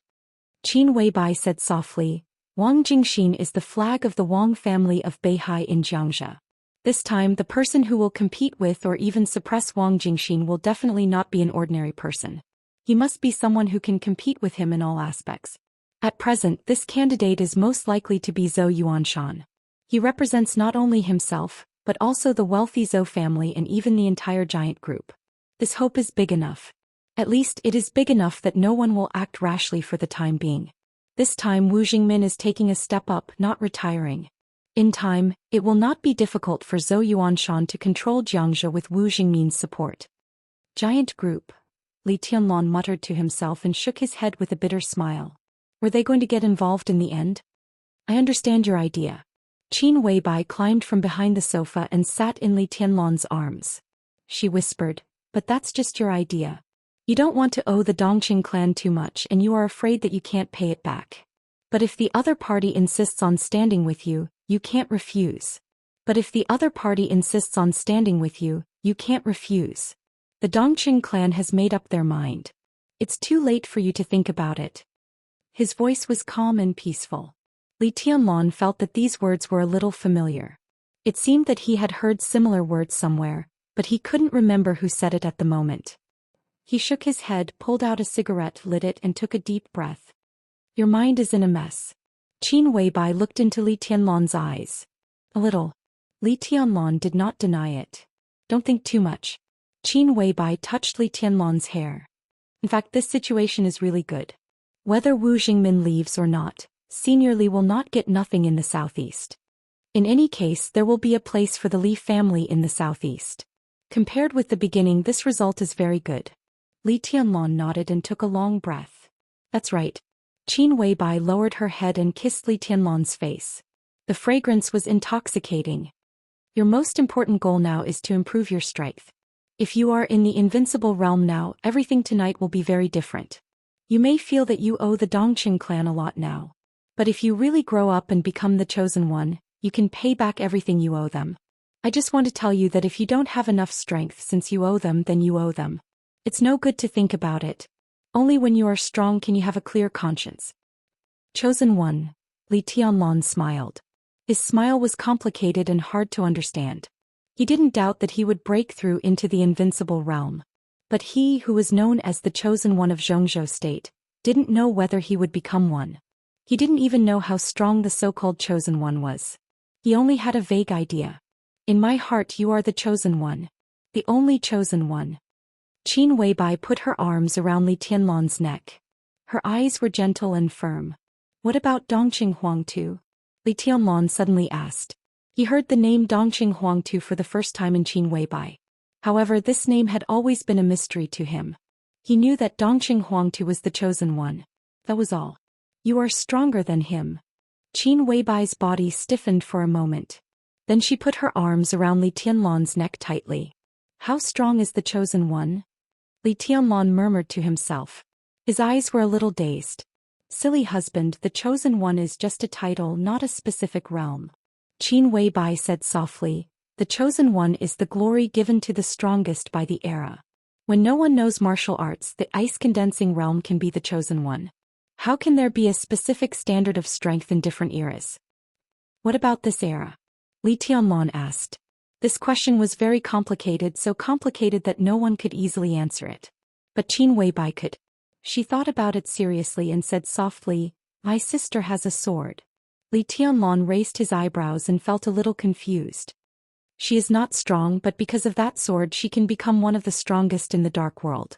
According to this era, Wang Tianzong is the one closest to the so-called chosen one. But he is not. Li Tianlong said softly. Indeed not, but he is invincible now.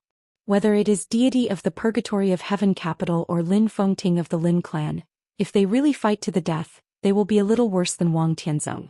He is absolutely invincible, but he is not dominant enough. According to the current combat capability, if someone can face my sister at the same time plus deity and Lin Fengting, without hurting his foundation, then this person must be the chosen one. Qin Weibai said in detail. Then she paused and continued, I mean when all three of them are holding murderous weapons. 3 experts at the peak of the invincible realm. 3 murderous weapons. Besieging but not hurting his foundation. This was the chosen one of this era. Li Tianlan's mouth twitched.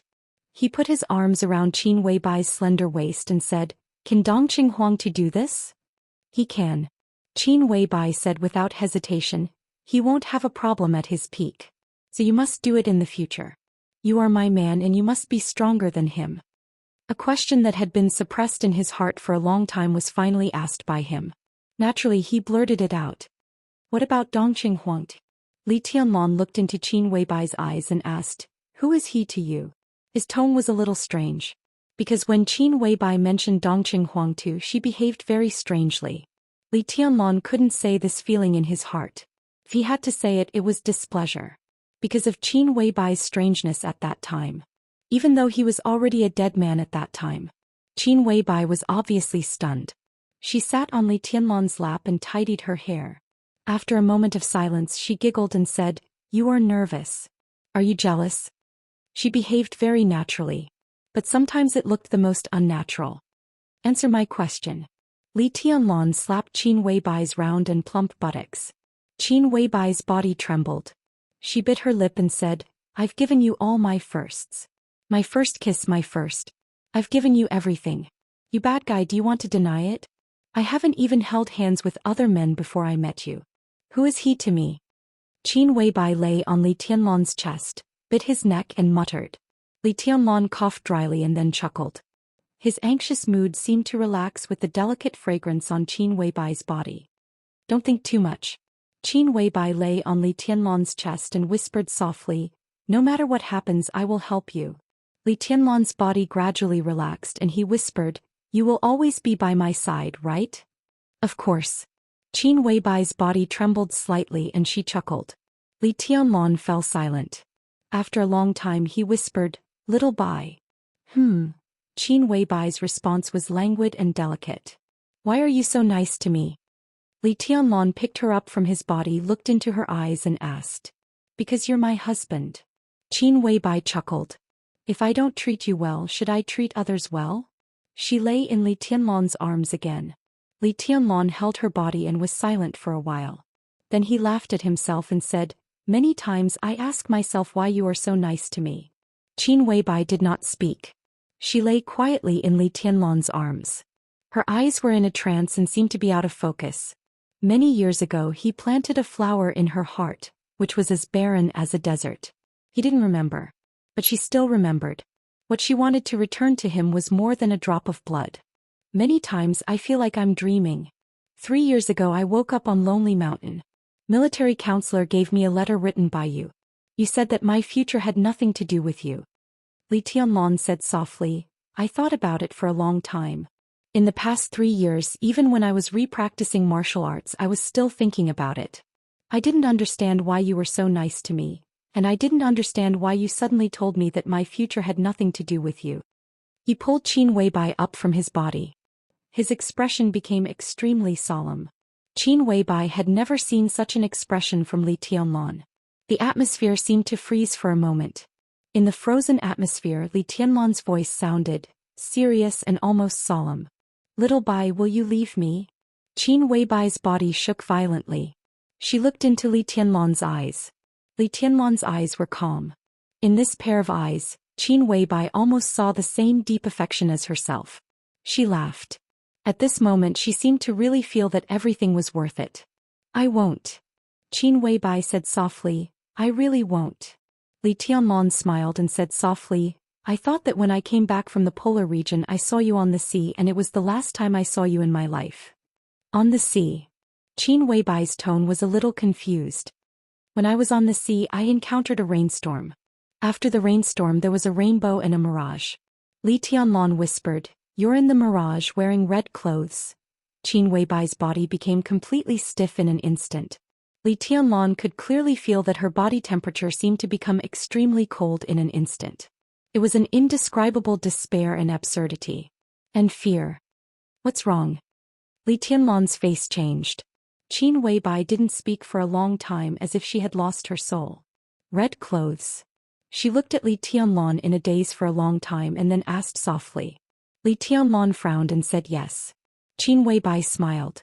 Her smile was a little sad. What's wrong? Li Tianlong frowned. No. Qin Weibai shook her head reluctantly. Her face was pale and her body temperature was still cold. Nothing. She sat on Li Tianlong's lap, her body a little shaky. Li Tianlong's words were like thunder, echoing repeatedly in her mind. Red clothes. She didn't know what Li Tianlong saw on the sea. But she was sure that what Li Tianlong saw was not herself. Absolutely. Not herself. In her life she only wore red clothes in the Sky Academy.